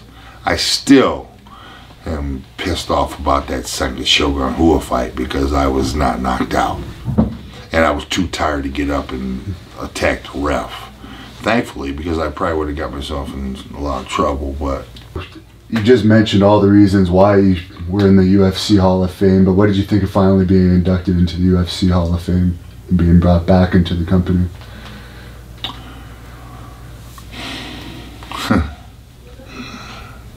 Well, so I'm over fighting for Pride, and it was the last fight of my contract, Shogun Rua. And yeah, I'm looking for a little security. Let's do an extension, 3-fight extension after Shogun Rua. I was doing well in pro wrestling. Well, Pride offered me, honestly, peanuts. Not enough to even train. Are you serious? So I figured they would go up, but it got closer and closer to the fight, and I realized, okay, I'm fighting for my next contract. It's on the line here. If I beat Shogun Rua, I will be in the biggest, most powerful position I've ever been in as a fighter. If I lose, well, then I fight for peanuts. And I beat Shogun Rua, and I knew I had the company a little bit. They needed me now. They needed me. At the same time, because they're coming to America. Pride's coming to America, and they need me to fight Fedor, because I was the biggest American name now. But at the same time, Dana White stepped in, and he was offering me a contract to come back to the UFC, which, when I got booted from the UFC originally and went over to Pride, my goal was always to get back in the UFC. But at the time, there was a 5-year span there where Pride was the show. But I always wanted to get back to America. And I'm not going to go into details, but I ended up deciding to fight Fedor for my biggest paycheck ever. But at the same time, piss Dana White off. You don't like to piss Dana White off. So next thing you know, Pride's out of nowhere. They insisted they weren't going to sell their company ever. Well, soon they sold the company to the UFC, and now Dana White has all control of me, and I don't blame him. Nice job, boss. You know, I sat for like 2 years, you know, waiting for the UFC to offer me a fight. It never happened. But then a little bird told me, one of my good buddies started a rumor on the internet. Started a big time rumor that went pretty big, saying Coleman be inducted into the Hall of Fame in Columbus, Ohio. But it was a rumor. But everybody liked the idea so much, I think Dana and Joe said, well, it wouldn't be a bad idea. But at the same time, they offered me I didn't care about, hey, UFC Hall of Fame, coolest thing ever. But at this time, that can be on hold. I am still a fighter. I mean, I still have some juice left in the tank. So, anyways, the rumors hit. Next thing you know, I get a phone call from Dana or Joe asking me if I want to be inducted into the Hall of Fame. I said, yeah, that would be great. But I'm sitting there waiting for them to say, because this is when they were putting people in the Hall of Fame, but then they were using them to fight. Yeah. So that's all I cared about. I said, yeah, that'd be great, Hall of Fame. But honestly, my fight itch was still there. I said, but, you know, and then finally they said, and would you like to fight again? I said, hell yeah. Now I do know it was Joe Silva. I said, yeah, Joe. Hell yeah. And well, I was already making my plans of cutting down to 205. I had been a heavyweight, 235. Everybody thought I was much bigger than that, but I basically was about 235, if not less. But I was already heading down. I was down to 225, which for a wrestler, I mean, that's easy, 20 pounds. I'm going to be a 205 pounder. But when they put me in the Hall of Fame, Joe said, well, yeah, we want to offer you a contract. It's not negotiable. He said, don't even try to negotiate. Here's what we're offering you. Take it or leave it. And we want you to fight Brock Lesnar. Well, I said, damn. Sounds good. But I knew I had my hands full with Brock Lesnar, only because I'm getting older and I was already heading down to 205. But I'll fight Brock Lesnar at 235, 240 pounds in my prime, and I'll beat Brock Lesnar. But this was, you know, this was late. I said, okay, you know, I didn't say no to too many fights. It wouldn't have been my first choice for opponents, because I know size matters, and Brock Lesnar is a beast. We will see him again. I think many people can beat him because the gas tank, every part's critical. Strength, wrestling, jiu-jitsu, stand-up, all of it, but the gas tank is super critical. And Brock, that's one of his, I would say that's one of his weaknesses, is his gas tank. He's a big engine. When you drive a big car, the tank empties fast. But man, God bless him, he's a superstar and he's brought a lot to the sport.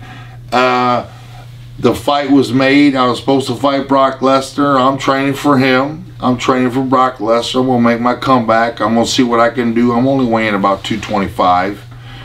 And, well, you know, maybe it was a blessing or whatever from the Lord. But in training, boom, I tear my MCL or PCL, whichever fuck it was. And, you know, I got to show proof to the UFC that I'm not just faking a freaking injury to avoid fight Brock Lesnar. So, no, there's the x-rays. It's a level 3 grade PCL tear. I ain't faking it. Ow! Fight Brock Lesnar. I'd rather fight him when I was a little bit bigger and a little bit younger, but I'll fight this guy at this weight and we'll see what happens. You never know. He's a monster. I'm a monster. Right? Yeah, of course. But it didn't happen. And so it didn't happen. The PCL tears.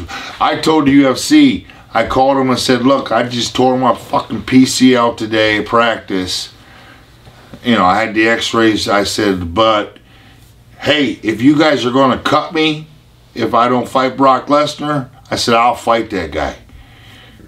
But if you can replace me with somebody else, and it ended up being Heath Herring, who Brock, I think it was Heath Herring and Brock. Yeah.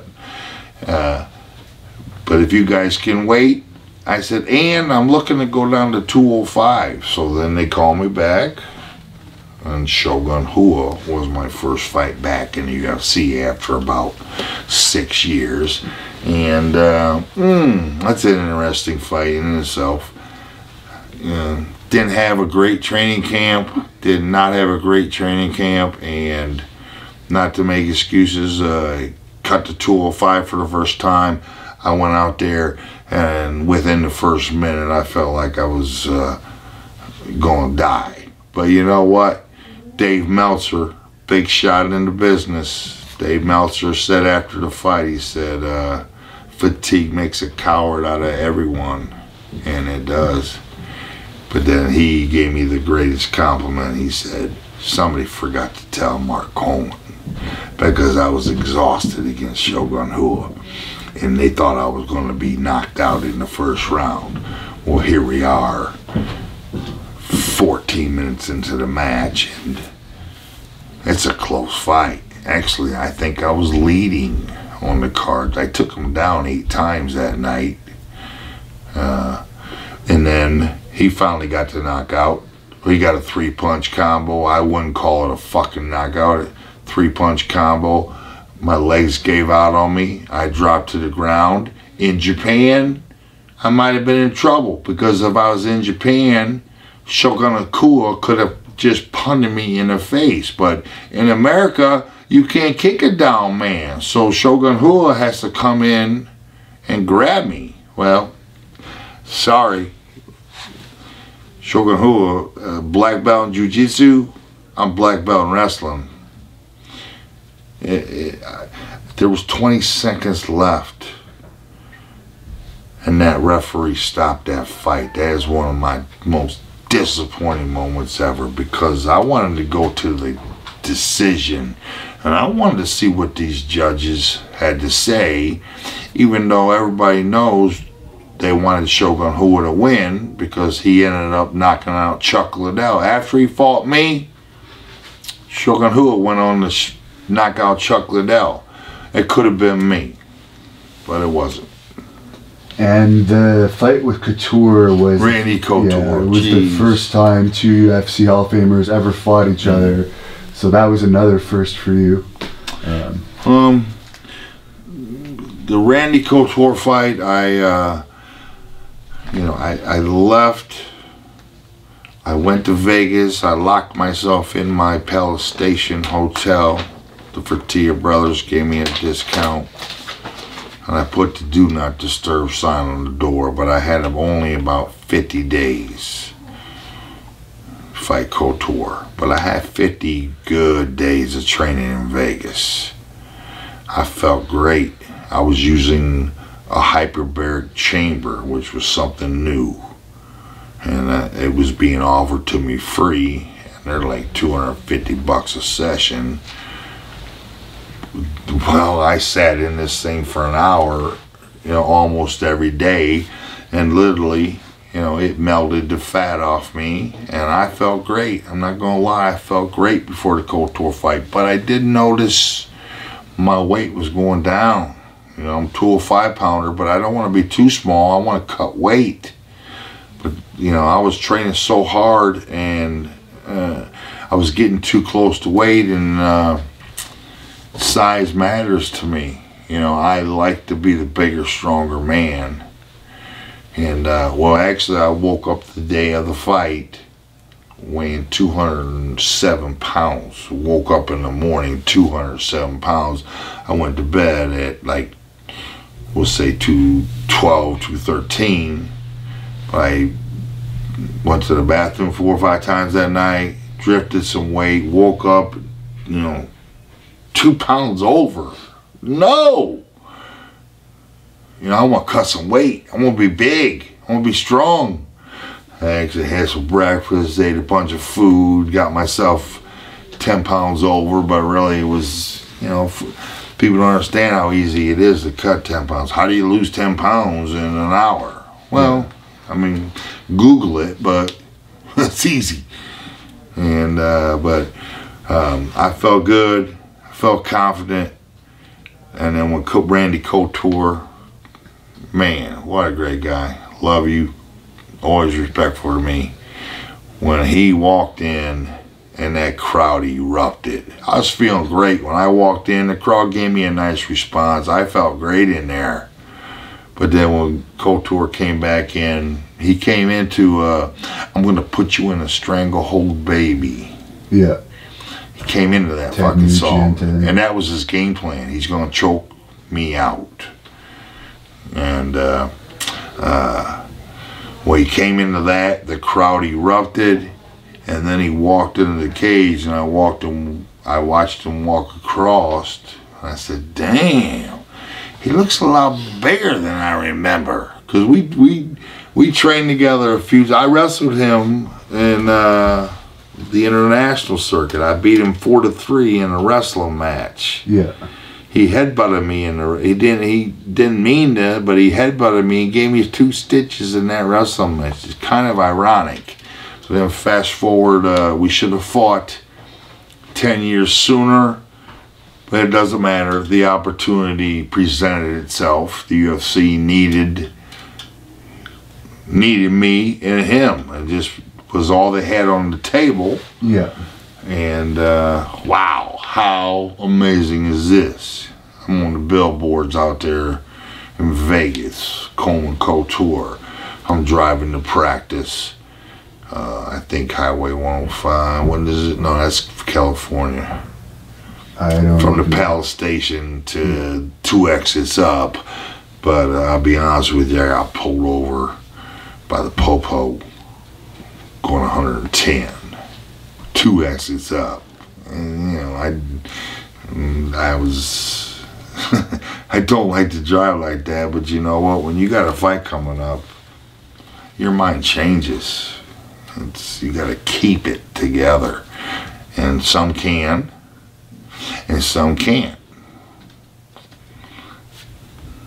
You gotta rise to the occasion. Some can, and some can't. Sometimes I did, sometimes I didn't.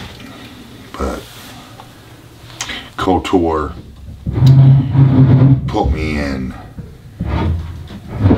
I actually, honestly, yes, I was confident. He walked in, the crowd went nuts. My knee started shaking a little bit.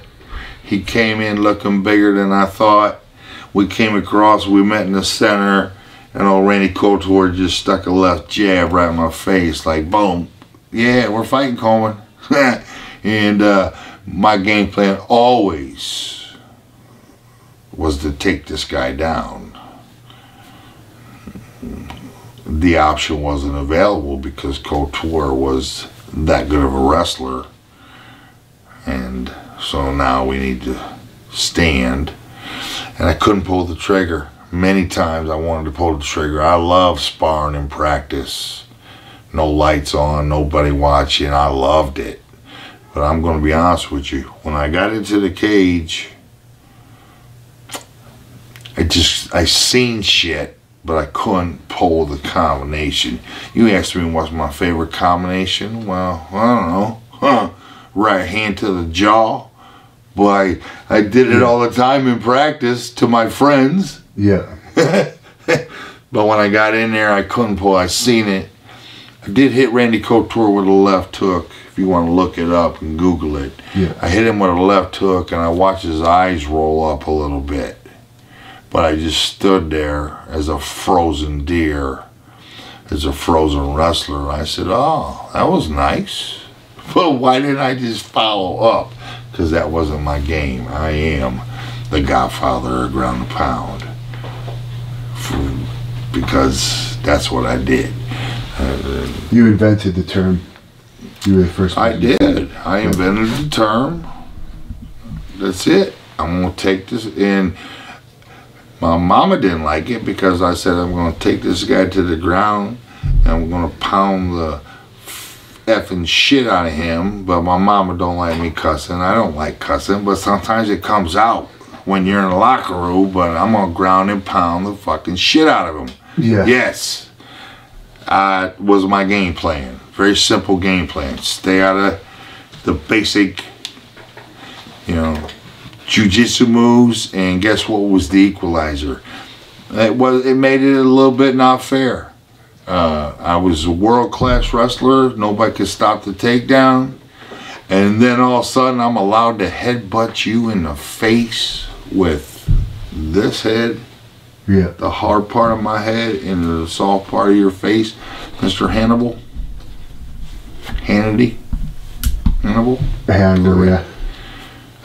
No, that was cool. And when they took the headbutts away, and then they took my shoes away, and then they added more rules. The more rules they added,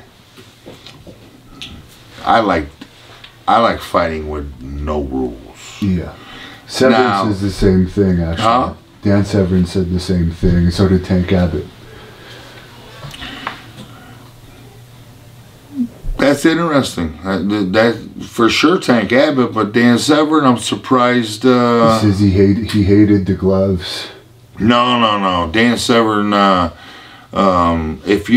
That's why Dan Severn's not the godfather of ground and pound, because he used a hell of a lot of strategy and a hell of a lot of wrestling, but he didn't pound like I did.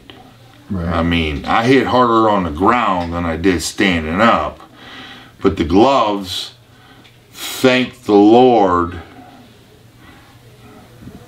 my first manager, coach, I don't like talking about him because it's a touchy situation, but I came back from after fighting Modi Hornstein. It took me like 10 or 15 punches before this man tapped. Well, I'm used to fighting on the streets, and it only takes one before a man quits. Yeah. But I came back and said, I'm taking these gloves off because they're getting in the way. Thankfully, I listened to him and kept the gloves on, because my second fight was Gary Goodrich, who's got a head of steel. Great friend of mine, God bless him. I had to hit it. I hit him so many times. And then I fought Don Fry in the finals. And I don't know, we're talking about 100 punches here. My hands were exploded. My body felt great. My face was fine. But my hands were not broken, but they felt broken. Yeah. And, well, that's a good problem to have after 3 fights in one night. It's a good problem to have. And how do you feel about Joe Rogan these days? Because I'm sure you're aware of that video. That's, I don't know what your expressions but you know, I thought it was going to go viral, but no, Joe Rogan. Hey, the first time I met Joe Rogan was UFC 12 when I was promoting me fighting Maurice Smith. My guy fought in UFC 12. I won 10, I won 11. UFC 12 was Joe Rogan's first show. And, well, you know, I was a little distraught by my guy getting armbarred. And, you know, I don't know, you know, might have had a couple beers just to relax a little bit. But then they decided to put me on camera. And, well, they cut me short real quick because I promised not to cuss, and I promised not to do this, and I promised not to do that. But Joe Rogan's first interview, and, you know, the F-bombs were coming out left and right, and they told him to cut me off. And Joe looked me in the eye, he said, damn. He said, man, you look like you use a fight tonight. I go, I could. And I scooped him up, and I started spinning him around in a helicopter, and Bob Meyer was pleading with me to put him down because they needed Joe Rogan to finish the show. Yeah. And I set him down. I said, I'm just playing. But that's my first encounter with Joe Rogan. And then we met plenty of times over the years. Good friend. And then I met him after the comedy show. went up, and honestly, people say I was drinking, was not drinking. Just gave him a hug, and a lot of times when wrestlers give each other hugs, it turns into something more than that. You know, Joe Rogan hit me with a nice slick arm drag, and he took my back. I got hip issues at the time, and all of a sudden, out of instincts, I had no choice but to turn around and face him, and I would say I gave him a gentle push, because I could have gave him 100 times more. Yeah. But thankfully, because I guess he could have been. I mean, I like having Joe Rogan as a friend. I think he's cool as hell. I think he's funny as shit. I think he's awesome. But I heard he was pissed. But no, then he makes it very clear. No, he just can't believe how freaking strong I was. You know, but I love him. He gave me a big shout out on my Twitter. You know, I'm trying to work the Twitter. I'm trying to work all that stuff. Build my followers, respond to the fans more. But I've been laying low. This is the first. I don't do many interviews, Mr. Hannity. You want to tell us your Twitter, just so I have that on tape as part of this interview? It should be at Mark Coleman. Yeah. Okay, you're rolling now. I know. You should see my oldest. Wow, monster. So what would have happened if you'd fought Ken Shamrock when you both were in your prime? Yeah, Ken Shamrock, I wish I would have got that opportunity. Man, everybody, it's old school, but everybody says, did you ever fight Ken Shamrock? I'm like, no, but damn, I wish I did, because it would have been big. And on top of it, of course I think I would have beat Ken Shamrock's ass. You know, I don't go into a fight thinking I'm going to lose. Big name, Ken Shamrock, respect. But hey, Ken, I'm the godfather of ground and pound, not you, bro. I would have had to watch out for you. You're pretty sneaky with them submissions, but sorry. Headbutts included. I would have took Ken Shamrock down, and I would have pounded the shit out of him in his prime. Please don't take that as a disrespect to you, Ken. That's just what I think would have happened. And unfortunately it didn't. Unfortunately I didn't get to fight Tank Abbott. I would have loved that, because I would have ground and pounded the shit out of that monster. Don't get hit by his right hand. But so I lose 2 fights in a row, and man, I'm desperate for answers, because not answers. I'm on a slide. I went to the top. I'm heading down fast. I'm training in San Clemente for Pedro Hizzo, and Shamrock is in San Diego, and my manager knew him, this and that, and Shamrock said, hey, you can come up. If Coleman wants to come up, I'll help him. I'll help Coleman prepare for Pedro Hizzo. But I fully think he, you know, everybody knew that I was a little feisty. Everybody knew he was a little feisty. So I'm in the trainer's room, and I'm pretty humbled by this point. 2 losses in a row is very humbling. I'm in the locker room getting ready for practice at the Lions Den for the first time. And Ken Shamrock turns the corner and says, I don't know this. He says, hey, Coleman. I said, yeah. He goes, look, he goes, I'll train you for this. I'll get you ready to fight Pedro Hizzo. He goes, but we're going to do things my way. And he fully expected me, which normally I might, but I just looked up and I had my Hickson Gracie face on. And I said, okay, Ken. I said, let me just finish putting my shoes on. and I'll be out to practice and show me what to do. And he was stymied by the answer because he was ready for an altercation, and Hammer goes back to San Clemente. But I just looked up and said, okay. I said, I'll be out in a minute. And then after I stymied him with that, and he said, well, okay. Then he went in, he smoothed, he calmed down a little bit. He thought he was going. He didn't think it was going to be. So I ended up training at the Lions Den for a day and a half. That day, we stayed in a $20 a night hotel, roach infested, nasty ass hotel. Me and Brandon Lee Hinkle and Nick Nutter, both fighters, both great fighters. And we're squeezed in this little hotel room. They don't have fights coming up. I got a fight coming up. They're just there to help me.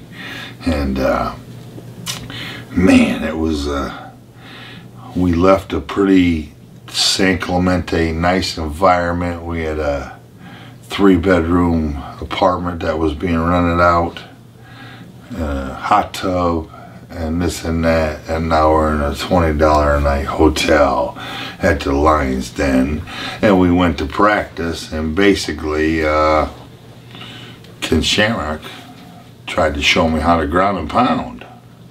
I said, well, you know, what the fuck?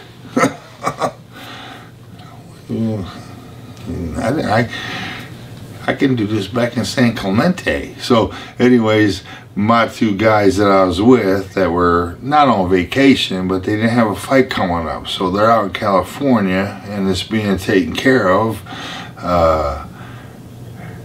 Yeah, they looked at me like the second day and said, you know, you think maybe we can just head back to San Clemente? I said, let's go. and they were so fired up, and we didn't, you know, no disrespect, Ken, but it was a much comfortable situation in San Clemente, and I already knew how to ground and pound. And the story goes, Ken Shamrock did corner me against Painter Hizzle. I mean, I don't know what you mean by corner me. He was in my corner, but was I listening to Ken Shamrock? No. Fuck no. Hell no. I listened to some guys, but you gotta pick and choose. You know, Gable, Dan Gable, that name comes to mind. Pat Miltich, Ray Seffel, you know, some guys, but Ken Shamrock, no. Nope. And George St. Pierre, I don't know if you've heard his version of this story, but George St. Pierre, Jesus Christ, this is an old story. It's old. Yeah. What about it? What about I've George never heard your version. It's an old story. Is it true? Well, you know, George, yeah, he's, you know, it's pretty much on, but basically, yeah, we were the Hammer House. We were young, dumb, but tough as shit. Okay? You know, and that goes a long way, especially back in the day. And so yeah, we did things that you probably shouldn't do before a fight. Get too fired up, too crazy, you know, slaps in the face and stuff like that. No, you know, I realized as you learn as you go on, well, no, you need to stay calm, save your energy for the damn cage, not don't waste it before the fight. But yeah, we walk into Wes Sims. Big Wes Sims, seriously my best friend of all time, and owe him so much. I took him under my wing as an 18-year-old. He was a basketball player, and we had the Hammer House going. But it was just the Hammer House. It was just a group of us wrestlers, and that wrestlers turned fighters. And all of a sudden, my doctor he told me about Wes Sims, one of his patients, and well, everybody loves Wes Sims. Everybody hates him or loves him, but like I said, hate is so close to love, it's crazy. But he said I need to help Wes Sims. He wants to be a fighter and a pro wrestler. Well, what the heck? I ain't got time, I'm the world champ at the time. I'm trying to train myself, train Kevin Randleman, train Eric Smith, train Nick Nutter, You got to keep your plate empty. When you're not the champion, your plate ain't so full, it's very empty. All you do is chase that belt. And that's the best way to train. But then once you get that belt, everybody wants a piece of you. It's Conor McGregor. Ronda Rousey too, it happened to. Ask a lot of people, but what made you a champion was training my ass off. What made me a champion was training my ass off. And then my plate started getting a little bit full after I beat Dan Severn, and my head started getting a little bit swelled. And you take away training, and Mark the Hammer Coleman is not Mark the Hammer Coleman. He's just Mark Coleman. And that's the way it goes with everybody. And Conor McGregor, I was there at the first Diaz fight. And he did 40 or 50 appearances. He flew them all over the country. Well, God bless him for promoting this sport, this and that. But guess what? He paid the ultimate price. He beat the shit out of Nate Diaz in the first round. But the two guys I was sitting with at the time, they had money on Conor McGregor. They looked at me and said, "It's over, right, Coleman?" But I watched Conor McGregor after the bell rang, and I watched him stagger back to the corner a little bit. I know the feeling. And Nate Diaz was bloodied up, but he walked back with a lot of gas in the tank stuff. And these guys asked me, "It's over, right? It's over." I said, "No, it's not over." They said, "What do you mean? Look at all the blood on Nate Diaz's face." I said, he's drinking it right now. I said, Conor looked a little tired to me. I don't know for sure. We'll find out. And then the second round, as you saw, yeah, Conor came out trying to finish him. Yeah. Gas tank emptied, got taken down, and choked out. Well, then Conor McGregor said,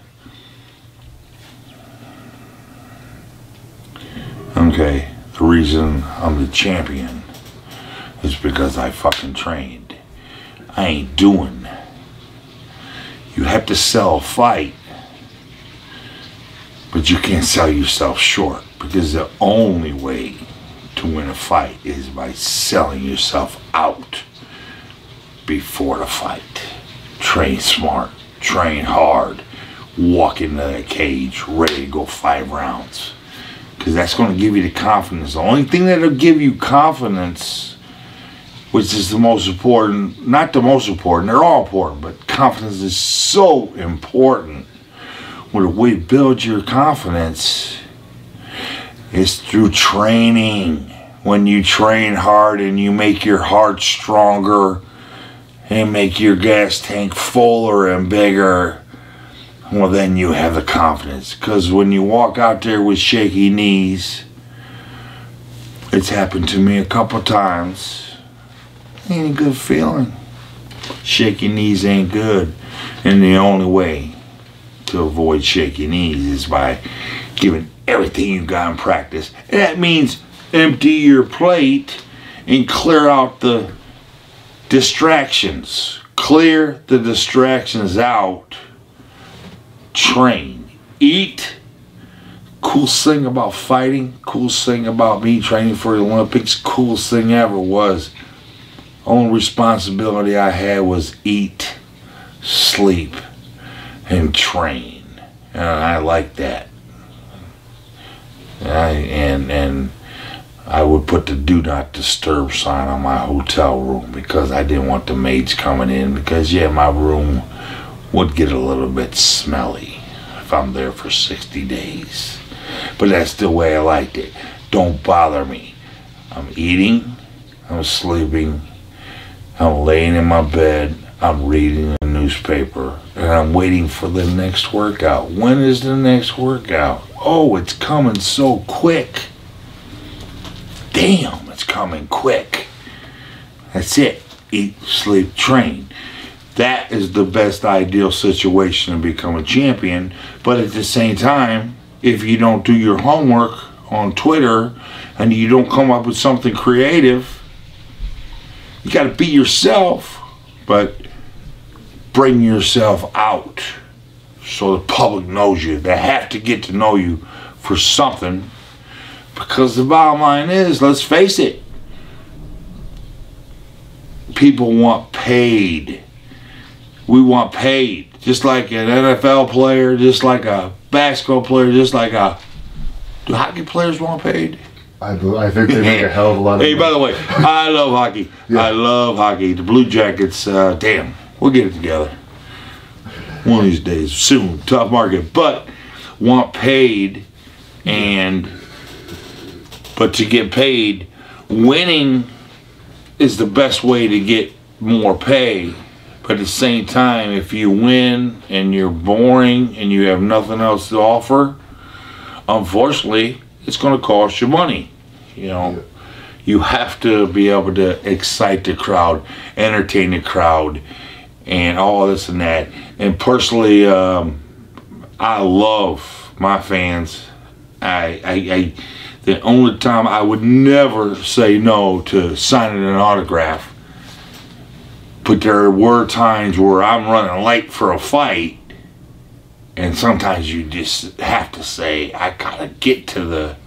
They're waiting for me down there. You know what I mean? Sometimes you gotta say no, but I love the fans. I respect them. I appreciate them, and I don't just sign the autograph and tell them to beat it. I like to get to know as many as I can. And if it takes a little longer than the promoter wants, well, too bad, because I'm going to treat everybody the same way that I would want to be treated. And on that subject, I'll touch on this now so we have it on tape. If someone wants to book you for an appearance or an autograph convention, is there a way that they can get a hold of you? Well, yeah, I mean, I need to be booked. I need to get busy, and you know, I've done many bookings, and like I said, when I do these bookings, I feel great. I go to a small show, and it's not about ego, but no, somebody wants to come up and take a picture with me. What the heck? How cool is that? But then at the same time, my belts do, well, they do turn people's heads, but then they come over and see the belts, but then they get to meet the person, and I'm real. I'm no better than anybody in this world. I'm no worse than anybody in this world. But if I can get some little kid or whoever in line, and they want to meet me, and I'm getting paid to be there, you know, coming from a wrestling background, this shit didn't happen. And now somebody pays me to fly in and sign autographs and meet people. Are you kidding me? How cool is that? But then when I do meet somebody, and when this promoter does bring me in, I'm going, like I'm doing with you right now. I'm trying to give you a great interview, because you came out of your way to come here. I haven't given many interviews. I decided to give Mr. Hannibal Lecter, Hannity. I decided, I'll take that as a compliment because I know you're a fan of Hannity. Well, I am a fan of Hannity, but you know, I'm going to try to. But when I do these appearances, no, I'm going to treat every kid. I'm going to meet them, and I'm going to tell them. You know, I had the Pride Grand Prix belt, and I took it to my shows to meet these small shows, and I'd let little kids hold it, and they would hold it, and I'd take a picture with them, and it got scratched up a little bit, and one kid dropped it, and it broke one of the fake rubies that was in it or whatever, and I took it back to Japan, and the Japanese are so precise, they're so... I showed them the belt and looked fine to me. A little chip in this ruby here, a couple scratches here. They looked at me and they said, "Oh my God, what happened to it?" I said, "What are you talking about?" You know, they want me. You know, I'm not the type of guy. My pride belt ain't hanging up there. You know, yeah. It's actually right now. I'm not even sure where it's at, but it's somewhere down here. it's wrong. Well, I mean, it's somewhere safe. You gotta keep an eye on that sucker. But I'm saying it ain't my baby. I have babies, you know what I mean. But it's my baby. But it's a baby that you can kind of squeeze into a bag. And when you travel, how you gonna travel on an airplane with a belt like that? You know. You gotta have, most people have a case or they don't take it with them. No. I just wrap it in my t-shirt. I fold it up, wrap it in the t-shirt, shove it in my little duffel bag, and it fits right in the overhead. You know what I mean? Yeah. And well, you can't keep it out of your sight. You can't check. You can't check a Pride Grand Prix belt on. You have to keep that thing in your sight. Yeah. Right? Yeah, it's irreplaceable. That's what I'm talking about. And if you do have to replace it, it's coming out of your pocket. It ain't gonna be replaced. Yeah. They could never make that belt again. It's the coolest belt ever. And the famous Chuck Liddell versus Tito Ortiz fight that just took place. Yeah. Did you see it? Yeah, I watched. I love. You know, there's so many fighters, so many fights. You know, it seems like almost you could. You know, I can't keep up, but I honestly like watching people I know. So Chuck Liddell, Tito Ortiz, I know both those guys very well. What is the question? What did I think about it? Yes. Well, you got to find out. You know what I'm saying? If the plug wasn't pulled on me, and honestly the hip replacement kind of just ended my career. There's no even testing the waters. But Chuck Liddell, on the other hand, his body's still in one piece. And you never forget. You never can replace, in my opinion, you can never replace the feeling. There's a lot of things that feel pretty good, but let me tell you what, man, Chuck Liddell knocking somebody out with that left hook. Okay, well, you don't ever forget that, and as time goes by, you still think about it. I think a lot of fighters, maybe 80%, that's saying a lot, well, they struggle with what to do after fighting. You know, it's getting better now because the sport's so big and everybody has so many opportunities, but the old school guys, me and all my boys, all my buddies, I love them, respect them all. I have no hate towards any of them. Tito Ortiz, love you, bro. You know, gonna have your conflicts, but Dana White, like he says, you got to prepare for after the bell rings. I'm talking when the big bell rings and you're done, career over. What are you gonna do now? And you didn't. If you didn't prepare for it, it can be a battle, a struggle, sad. Not complaining here. But man, I miss it. I fucking miss it. I miss it. was the coolest thing ever. Wrestling was so close second. Football, high school football was so close third. Baseball, I loved baseball because it's the one sport you didn't have. I mean, I don't want these baseball players, you didn't have to be 100% in shape cardio. You know, you had to be in good shape, of course, but miss it. But fighting, it's irreplaceable.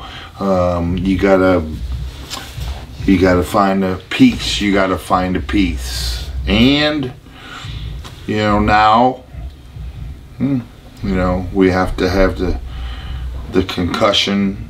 I don't even know if you guys would even think about covering the concussion thing, but it's obviously become a major player in every sport for a reason, because it's real. You know, the brain's pretty important piece of your body. Chin's pretty important too. Actually, the whole body's pretty important. You know what I mean? But chin, brain, yeah, you know, and some private areas. Very important. The whole body's important, but I'm sure you've experienced issues with that with all the fights you've had. I've experienced it just from pro wrestling. Well, I can't blame any. I've had 4 hip replacements, neck surgery, ACL. I can't blame any of it on fighting. I can't blame it on anything. I blame it on when I was a 5-year-old kid. I'm pretty fucking sure I told myself I was going to be the baddest man on the planet, even though there was no such thing. But to become that person, you're gonna have to put your body through hell.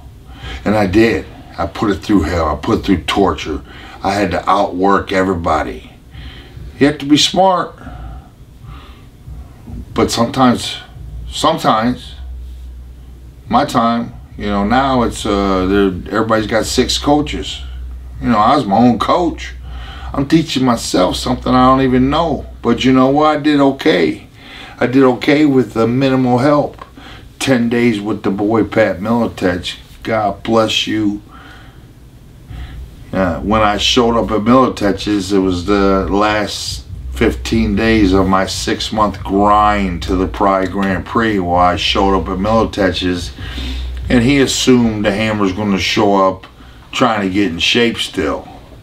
But no, for once I was in shape when I got to somebody's place, and they didn't have to work on my cardio. They had to work on how we can improve what this guy's got. And Pat Militech, the genius he is, he learned me in a 2-week span. He learned what I could and couldn't do. And I didn't even realize I was listening to him, because I don't listen. I was called uncoachable a lot of times. I regret that, but I didn't even know I was listening to Pat Militech call out instructions in the Pride Grand Prix until I watched the tape and I could hear him say something and I would actually do it. What the heck? That man's awesome. I love him. I owe him. And I won the Grand Prix. That was peace. That brought some peace to Mark Coleman, because to rise up so fast and to fall down so fast and have the whole world saying you're done at 33 years of age, I'm done. Can't be true. I question myself a lot of days saying, did I just turn old overnight? Because that's what I hear. That's what I hear happens. You just turn old overnight. Well, this wasn't the night.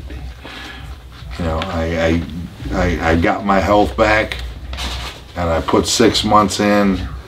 I got 2 weeks of coaching from Pat Militech, and I went in there, and hey, I shocked, maybe not the world, but I shocked the Pride promoters and the fans. because I was done. Yeah. But I wasn't done. And then I came back and beat Shogun Rua about 6 years later. One of my famous lines. Look, don't bet the house against me, because you don't know if I'm ready or not. Because if I am ready, well, there's a good chance I'm going to win that fight. When I wasn't ready, well, I humbly got my ass whooped. And you coached Kevin Randleman in Japan when he won the UFC title. Yeah. Any thoughts on that? That must have been huge for you too. Huh. Oh, the monster. We haven't even talked about Kevin Randleman. Man, you know.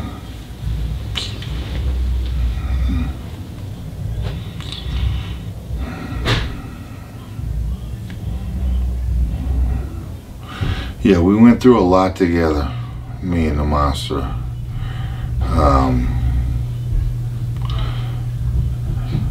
He respected me because I was older and bigger and stronger.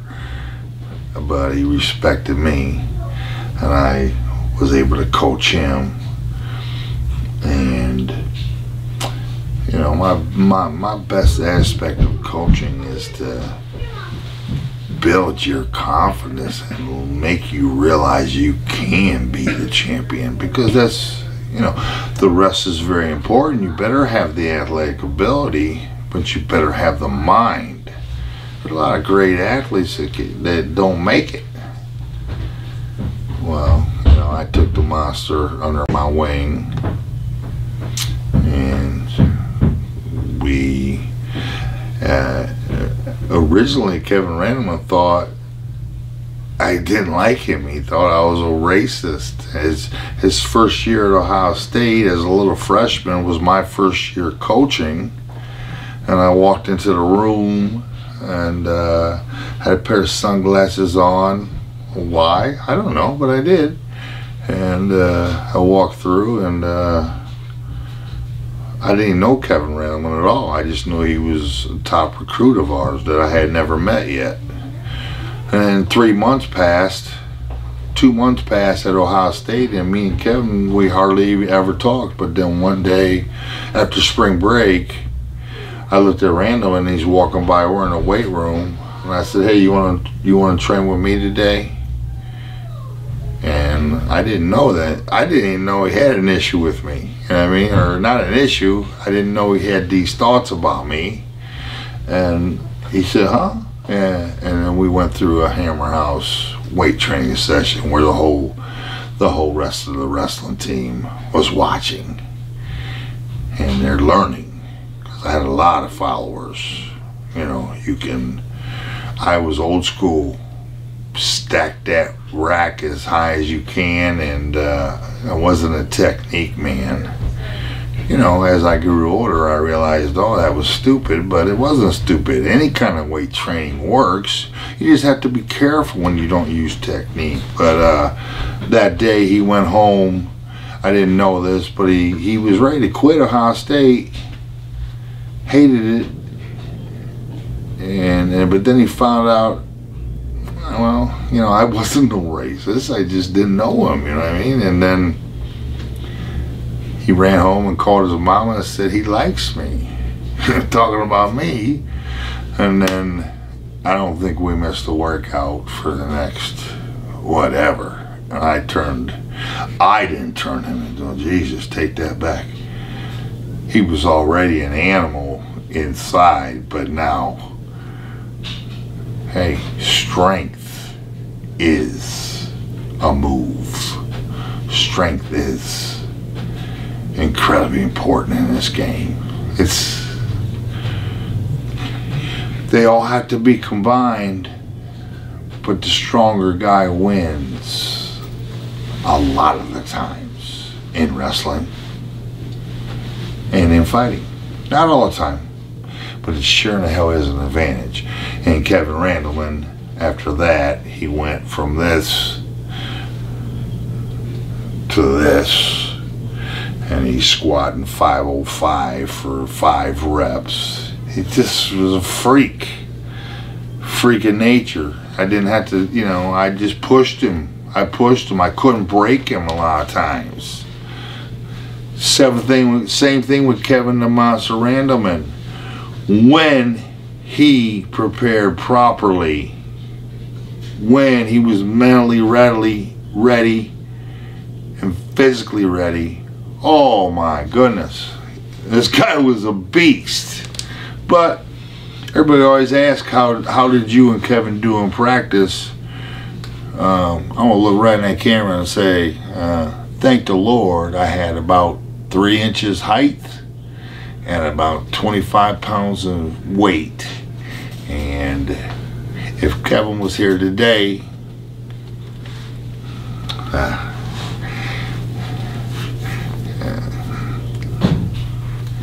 I whooped his ass. But maybe. That's the best way to get better, though, too. Huh? It's the best way to get better if someone in your training center can beat you, right? Well, yeah. You know, I don't want to take any credit for Kevin Randleman, but me whooping his butt on a regular basis and made the next guy feel weaker, easier. And in my prime, come on, I was one of the best in the world. And size does matter. So don't get me wrong, the Monster was a beast, but our training sessions, I enjoyed them because I won. Kevin didn't enjoy them that much. He did, but not till later that night. Well, he was pissed off at practice a few times, but hey, I'm there to. I took practice as serious as I did a fight. I mean, I didn't like giving up takedowns. I didn't give up takedowns to anybody. Hardly anybody ever took me down in my little group. You know, only times I got taken down was when we went to world training camps. But at Ohio State, I was the man, and I ain't letting nobody take me down. Kevin Randleman, Rex Holman, Nick Nutter, the list goes on and on. Gave up a few here and there, but I like pitching shutouts. I don't like handing out a free takedown. So if Kevin Randleman was going to take me down, he was going to have to earn it. And you told me earlier you had a story about Tito Ortiz. Tito Ortiz? Yeah. Tito, you know, everybody wants to fight Tito. That's because he built himself up to that level. Being called out is a compliment, you know. So I was probably one of the guys that I didn't have to call him out, you know. But they lined us up, tore my knee, fight canceled, and Twitter, Instagram, Tito posted that Mark Coleman's a sissy. Okay, well, I'm still sleeping because I am a bat. I'm a late nighter. I don't like the mornings. But my phone started ringing, and my manager had responded to him calling me a sissy, talking shit about his wife and kids and all this and that. Oh no, I got nothing to do with that. Tito Ortiz, I'll call you a punk ass douchebag, but I'm never going to talk about nobody's wife and family. I have no right to do that. Had nothing to do with it. But Tito did feel like I had something to do with it. My manager responded to it on this stupid ass internet. I didn't know nothing about it, but he still thought I had something to do with it. But we had to do a four-way, me, Randy Couture, Tito Ortiz, and somebody else with Jay Glazer. Just something we had to do out somewhere, and it'll be the first time I see him since, you know, this shit came out. And there he is getting the makeup put on, and I said, fuck it, I'm gonna go up and clear this matter up. And he looked over, and old Tito Ortiz looked over, and he was not expecting to see my face, but he see me. And oh, yeah, he made a mean looking face at me. He was not happy. You don't talk about a man's wife and kids. That's garbage. I mean, religion, all that shit. I don't know. You got to promote a fight, but you got to be careful. But I didn't say nothing about his wife or his kids, for sure. And I walked up to him. I said, "Hey, Tito," and I told him that. I said, "Look, I had nothing to do with that stupid ass tweet or interview." I said, I said, "I'll call you a douchebag to your face, but I would never talk about your wife." So I left it in his hands. Make your move. I'm not saying make your move because I didn't expect him to make no move, but basically I had my hand held out saying, I'm telling the truth. Because Tito Ortiz thought I did have something to do with that stupid ass tweet. No, I didn't. Because I wouldn't do it. I wouldn't go that route. I ain't no better than anybody. But I can call Tito a douchebag because he is. No, I'm just kidding. I love it. Depends on who you ask. But no, he looked over and he thought about it for a second, and then he put his hand out. We shook hands, and we went and did our little 4-man podcast with Jay Glazer, and that's it. I don't have no problems with I don't know if people have problems with me, but as far as I know, as far as my feelings are, I